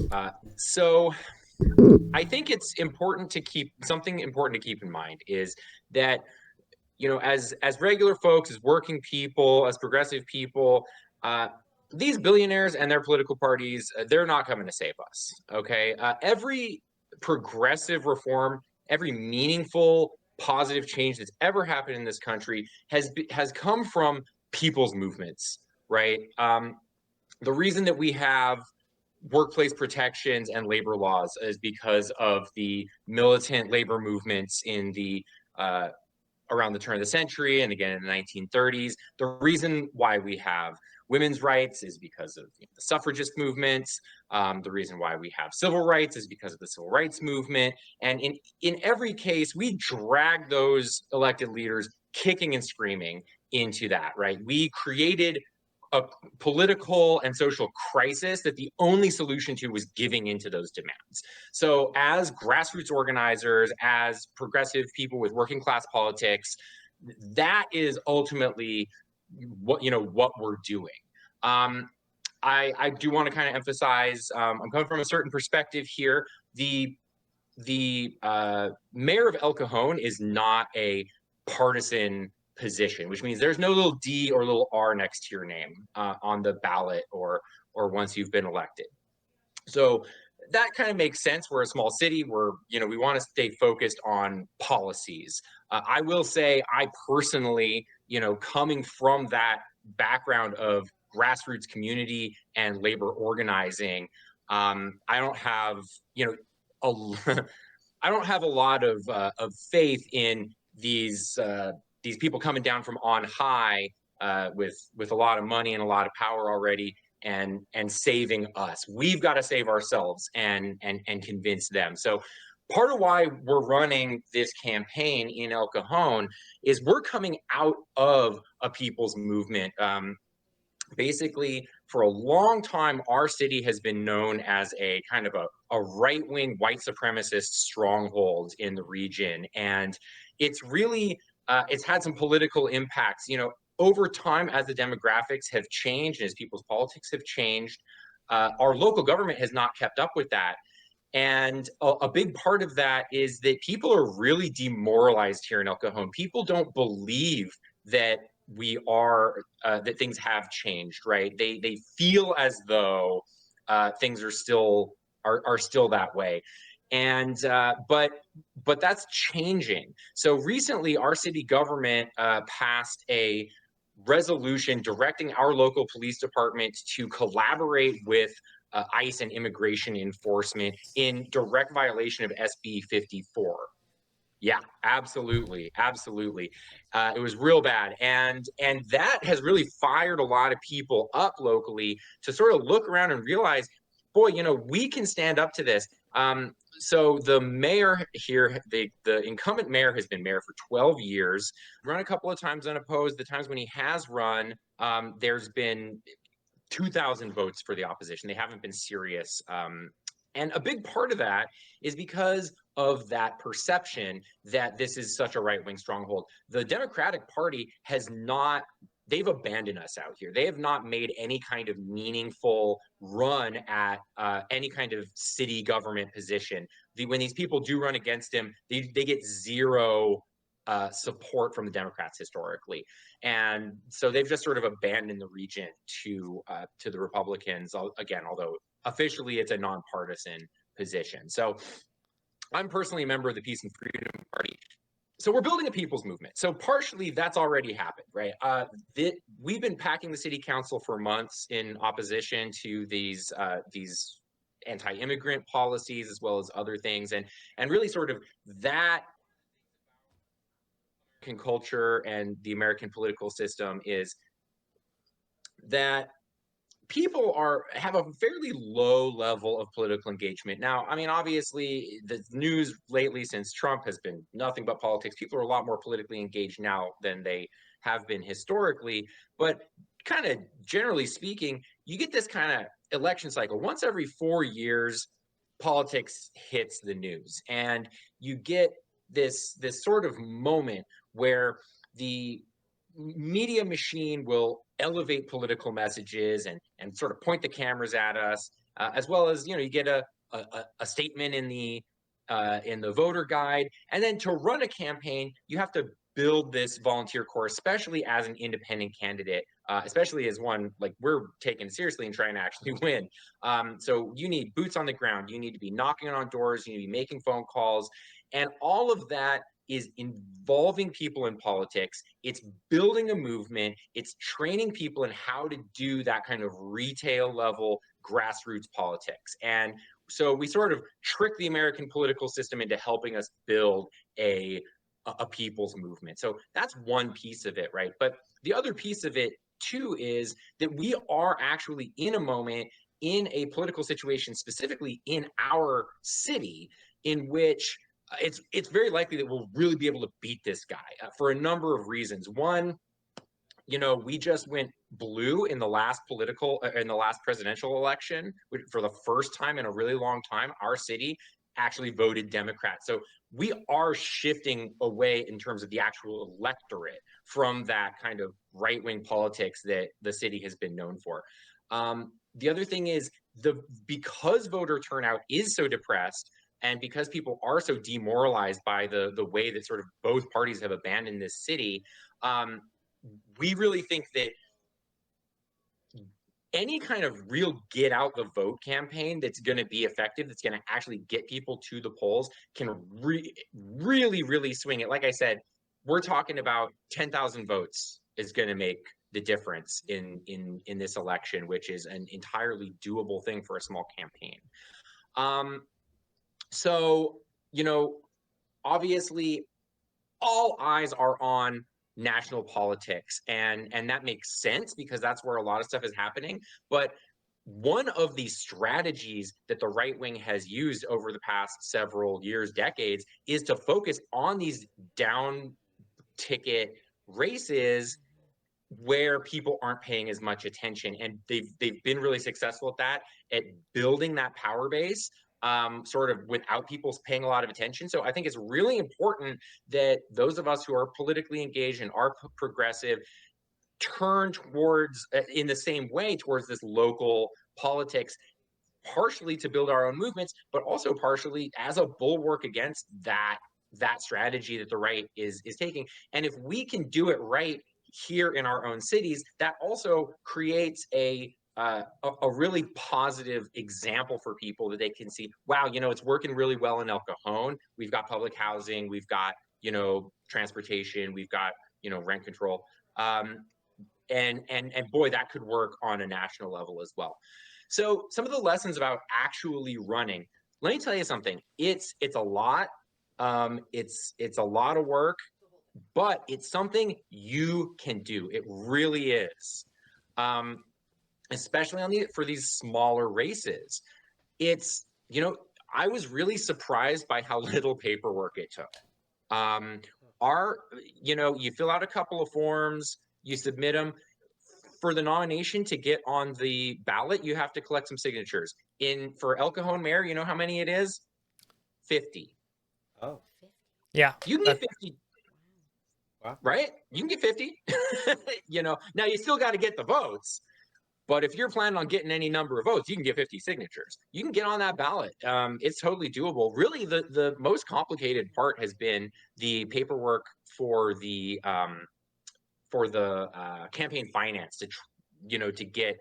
There's like an ID number that you have to get for your campaign, and every penny you spend or receive, you have to track and report. So makes sense. It's yeah.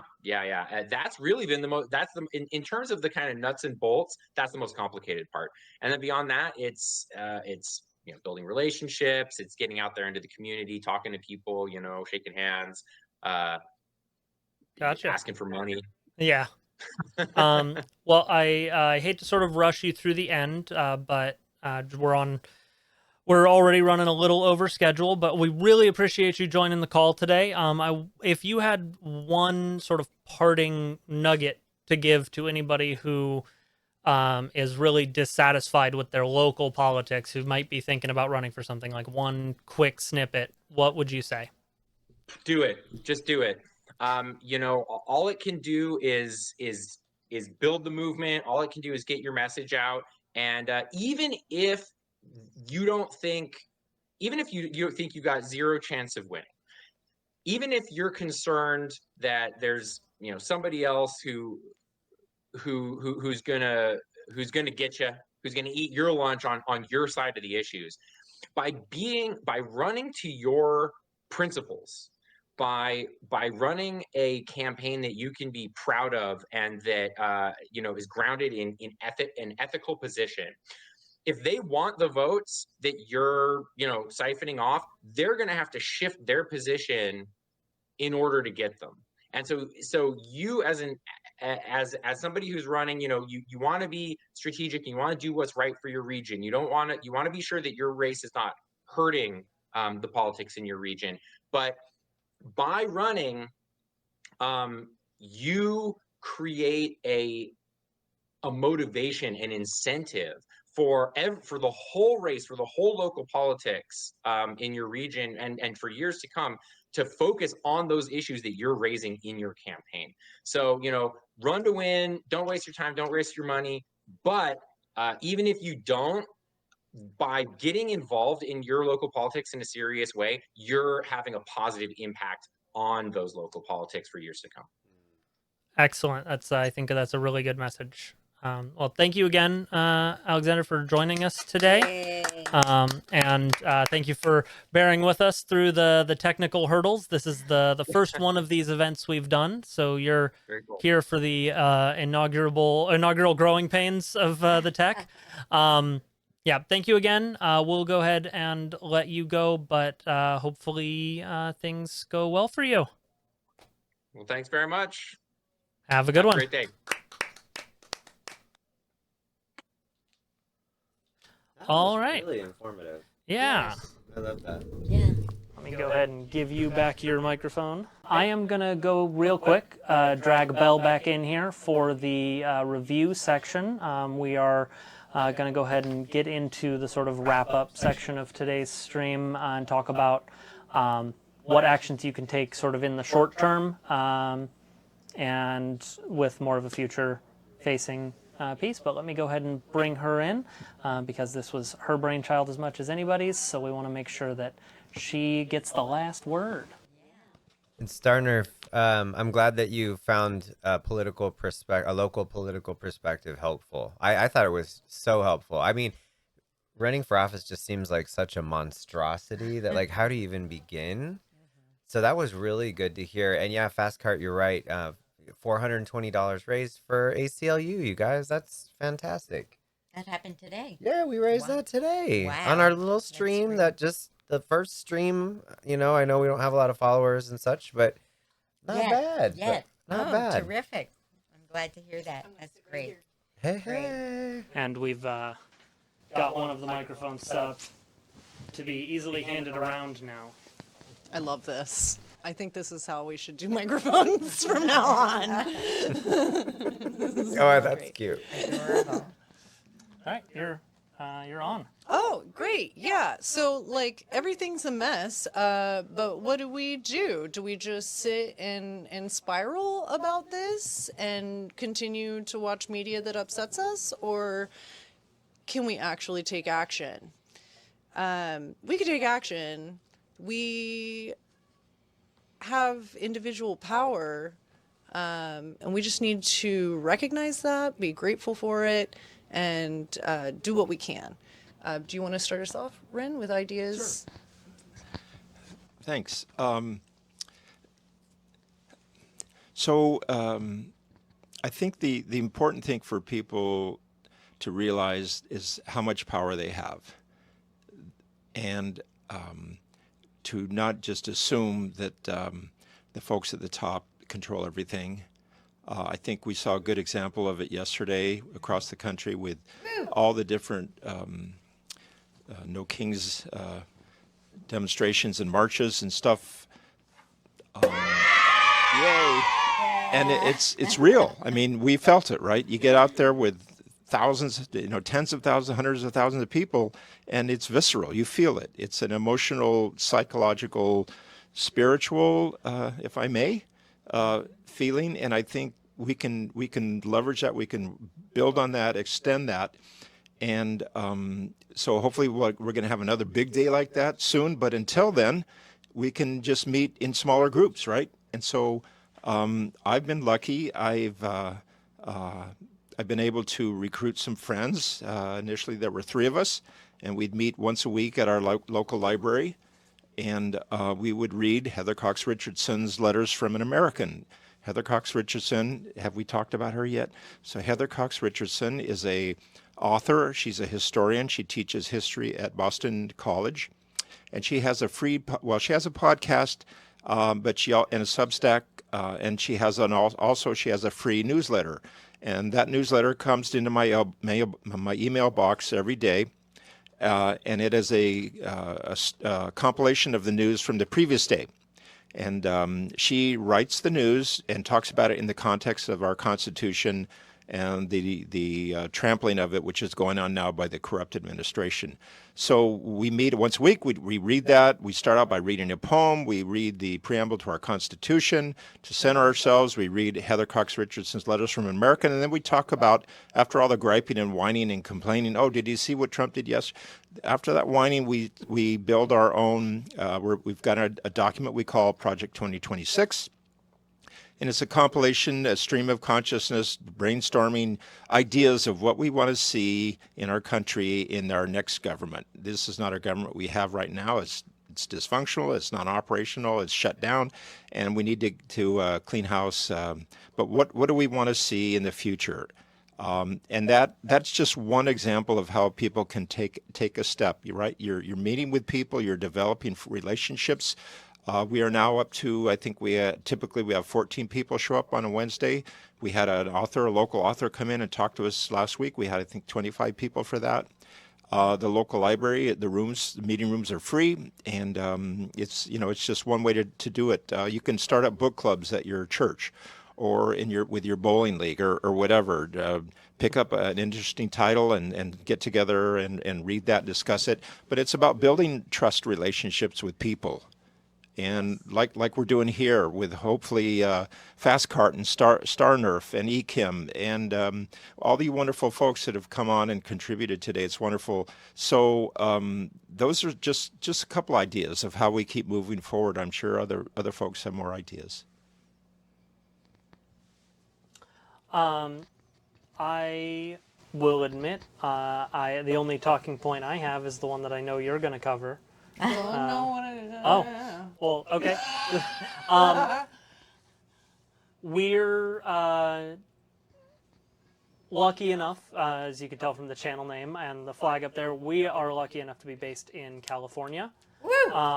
So some action that we are going to be taking and that we encourage anyone else who is in California to take. So if you have friends or family in California, please make sure that in the special election that is coming up, ballots have already been sent out. There's only one issue on the ballot, and it is whether or not to vote yes on Prop 50 to change our districting specifically to cancel out the gerrymandering that Texas is doing. So that's the biggest action that I can think of right now that anybody in our circle can take. And again, if you have friends or family in California, ask them if they are planning to vote, and if they are not, please encourage them to get out there. The only way things happen is if people are involved. Heck yeah. I just want people to know for sure, like, if you see a protest going on, you have permission to just join. It isn't like some special group where only they can be there and they had to be invited. You can walk up. I'm sure somebody has an extra sign, even if they don't. You could be there, be part of it for an hour, 2 hours, whatever. You could get involved. There is something going on every single day in your community. There's all sorts of different groups having meetings, different groups having events. And something I want to say about having gotten to know you guys, there's something to be said about like joining a group with like-minded individuals or whatever, but the thing that I've enjoyed the most is being around people who have the guts to talk about it, just to have the conversation in the first place. And I don't have to agree with everybody. Certainly, we're all sorts of different age ranges, right? But you don't get somewhere without going through the conversation. If we all go to our separate corners, nothing good happens. So we have to come together. Yeah, really quick. There's a point Starnerf made earlier that I wanted he? to make sure. It was not even on the screen here. It was when we were having some tough conversations earlier. The discomfort means it's working. That's right. Oh, yeah. That's right. Good Like, point, you're supposed to Starner. feel feelings so that you can unknot them and get to the other side. Some notes I have here. You can canvas with your local groups. go knocking on doors. I know it's weird knocking on doors, you guys. Like I used to knock on doors and try and sell stuff to my neighbors when I was a child, and I haven't been knocking on doors talking to random strangers in a long time. But you can have really great conversations with people, and a lot of people aren't informed. If you're informed, it's your job to pass it on. We're playing telephone here, you know. Make sure you get that information and you share it. Don't keep it to yourself. So I want to piggyback on that, Yeah. Belle. When you and I went canvassing door to door in my neighborhood, actually there was a Halloween party in my neighborhood, and somebody asked me about you. Oh! They remembered meeting you and really appreciated. They were concerned that maybe they were rude to us. I said, no, not at all. We so enjoyed meeting you. Plus what you just said about one of my neighbors who actually came on the march with me yesterday didn't know about the details about Proposition 50. Wow. And so by sharing that information with her, she became an informed voter. So she has voted yes already. Awesome. And I wanted to piggyback on the one other point that Rin just made about coming out, and you're talking about being with other like-minded people. It really decreases that sense of loneliness. Absolutely. And isolation and aloneness. And that's something that so many of us have been feeling, and especially a lot of young people in the last number of years. And so coming out, getting involved, finding out more information helps you to connect and to decrease that sense of aloneness. Absolutely. There are some websites I want to share. 5calls.org. You can contact your representatives and tell them how unhappy you are in whatever kind of language you want to. You can go to moveon.org, indivisible.org, mobilize.org, .us. Okay. And find out activities all over the place that you can become involved in. All over That's the right. country. All these websites, they have calendars, and there's multiple things happening every single day. Actionnetwork.org. Here's some good ones. Justfacts.votesmart.org. Also clerk.house.gov. You can go and check what our government is doing. You can read it yourself and determine for yourself. You don't have to rely on the media bubble that you're in. And then donating. There's the ACLU, of course, which we've raised. I don't know which one of you brought the total up to 420. Nice. But I see what We you are did in there. California. There's Democracy Forward, Protect Democracy Project, Public Citizen, and Southern Poverty Law Center. These are all places that need your help. You can donate to them. You can volunteer your time. There's always something to do. Anybody else? I'll add a. Oh, okay. Just a couple of things I wanted to add. One of the ways you can help is by doing nothing. I know. That's a hook. That's my hook, right? The power of boycotting, you guys. Boycotts have always proved to be extremely effective. And what you do is you just don't buy. You just don't spend your money with companies that are actively destroying the country. Withhold your money, find alternatives. There's a really good app called Goods Unite Us. You can download for free, and you can, when you're shopping, you can pop in any brand and it'll tell you where they place their political donations to Republicans or Democrats. That's literally, I don't buy a thing unless I consult that app anymore. I will not spend my money with companies that are contributing to the Republican Party. But the last thing I want to just say is that everybody has a talent that they can lend to this movement. If you can just do one extra thing that you didn't do before, if we all do that, and it could be, for instance, maybe you're a good babysitter, right? We have people that maybe want to go out and protest, but they have kids. They need somebody to watch their kids. So there is a talent that you can offer. You may not know what it is or what you can offer. Like for me, I'm good with graphic design, so I'm helping with making flyers and stuff like that for our protests. So there is something you can contribute. So just know that. One of the things that I do is, since I'm so extroverted, is I talk to everybody that I meet. Yes, she does. Belle can attest to that. Everyone. So yesterday down at the march, I was recruiting people to come to our Tuesday morning Protect Social Security, the workers, the building, the benefits for everybody, especially disabled people as well as other senior people. So I was inviting everybody to come to our Tuesday morning in La Mesa, 10:30 to 11:30.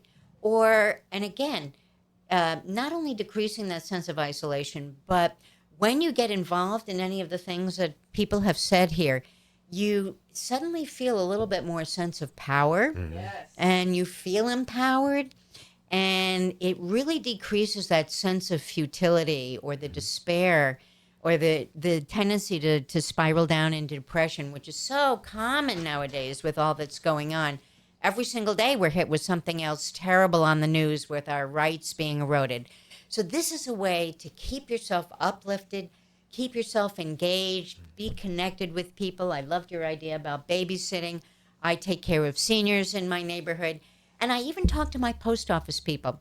I've given all of them red cards that protect their constitutional rights, since so many people are people of color or Latinos, and they need to know that if they're pulled over or police or worse, ICE grab them, here's a card that they can flash to protect their rights, constitutional rights by law.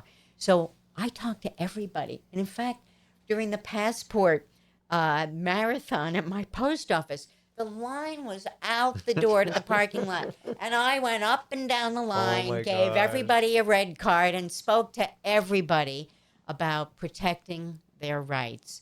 I felt good. That's your talent. That is your talent, and you are using it. Thank you. I just thought of something else. For those who are comfortable speaking up, your local city council meeting, show up there and look at the agenda. Speak to what you disagree with. School board meetings. Lots of schools in the country are getting rid of their libraries. They're banning books, doing all kinds of things to harm the minorities, people of color, LGBTQ community. So show up there, look at the agenda, find out when the next one is happening, and speak there. And as Leslie was saying, when you reach out to one of these things, you find that you start developing a circle of friends. Like I know some of you from 2 or 3 different organizations, and it's you develop this network. There's no danger of feeling lonely, right? You're going to find your circles. You're going to find the people. You'll find interesting folks that do similar things with you. Belle and I discovered that we both have a love for music and jazz, and that's really fun. That's exciting. So keep it up. Don't lose hope. I'm going to piggyback on what Gabriel said, where there is something that you're good at. Right. And it doesn't have to be public speaking or something, and so the way I go about finding people's worth, because I had to find my own, is I asked 4 questions. 1, name a few of your interests. What is it you spend your time doing anyway that you're good at? 2, what can you teach a class on? 3, what can you build? And then 4, what's the 4th one? I don't remember. I do want to say with the build thing. The strategies that you know of problem solving, the things that you can help other people strategize. And I think through these 4 questions, you can find yourself a decent list of ways that you could contribute somehow. You just have to be creative and think it through. Yeah. Anybody have any closing thoughts? Vote yes on 50. Yes on 50. Yes, girl. Woo. Yeah. Yes. Yes, queen. I want to ask Fast Card. I want to ask Fast Cart, how sarcastic was that? I'm good at nothing. I know you're good at something. So tell us what you're good at, Fast Cart, because we're here to learn about you. The hope is that we can grow this event, at some sort of regular pace. But one thing we're really trying to do is engage with other people. And understand what they're looking for, what their needs are, what they're worried about, and how can we help? How can we work together to understand each other and build trust relationships with each other? Which is finding ways to connect in the community. One of the things that I do is I actually bake for seniors in my community, and I really love doing that. And then bringing to them and connecting, and then finding out the things that we have in common, or talking about Prop 50. Just anything that you enjoy doing that might also motivate you to share it with somebody else. That's so true. Building trust relationships, human to human, person to person, one on one at a time. Neighbor to Neighbor to neighbor. That's what's going to get us through this. Right. And Fast Cart, completely sarcastic. I'm good at self-deprecate. There you go. See, we found it. As Summer pointed out, racking up the puns today. Fast Cart has been, so maybe slogans too. Fast Cart is good at putting music shows together and writing. Also event planning. And just like being a good friend, dude. Yeah, that's a skill. Yeah. Yeah. Those are valuable skills. Yeah. Absolutely. You know what? We're going to dance it out. Rin, Woo-woo. hit the button in the top left over there that says party time. Party time. Woo! Here we go. Okay. Thank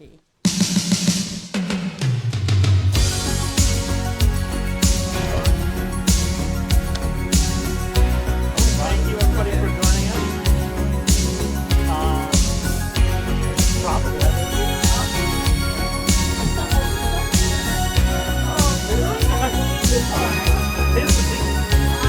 Looking in your eyes, I see a paradise. This world that I found is too good to be true.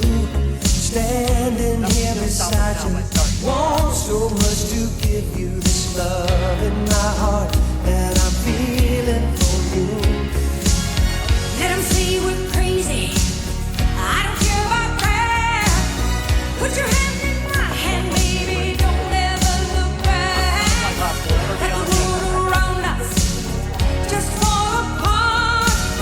Baby, we can make it if we're heart to heart. And we can build this dream together, standing strong forever. Nothing's gonna stop us now. And if this world runs out of lovers, we'll still have each other. Nothing's gonna stop us. Nothing's gonna stop us now. I'm so glad I found you. I'm not gonna lose you. Whatever it takes, I will stay here with you. I'm also going to let See it through the bad times. Whatever it takes is what I'm gonna do. Let 'em see we're crazy. let me, you know what? Let me pause the music. See if you can get that better. Put your arms around me, baby. Don't ever let True thing this man has ever said. Smart people don't like me. Smart people don't like him. All right. Thank you for hanging out, everybody. Follow the channel. This is not going to be the only one of these streams we do. You're awesome. Bye. around us.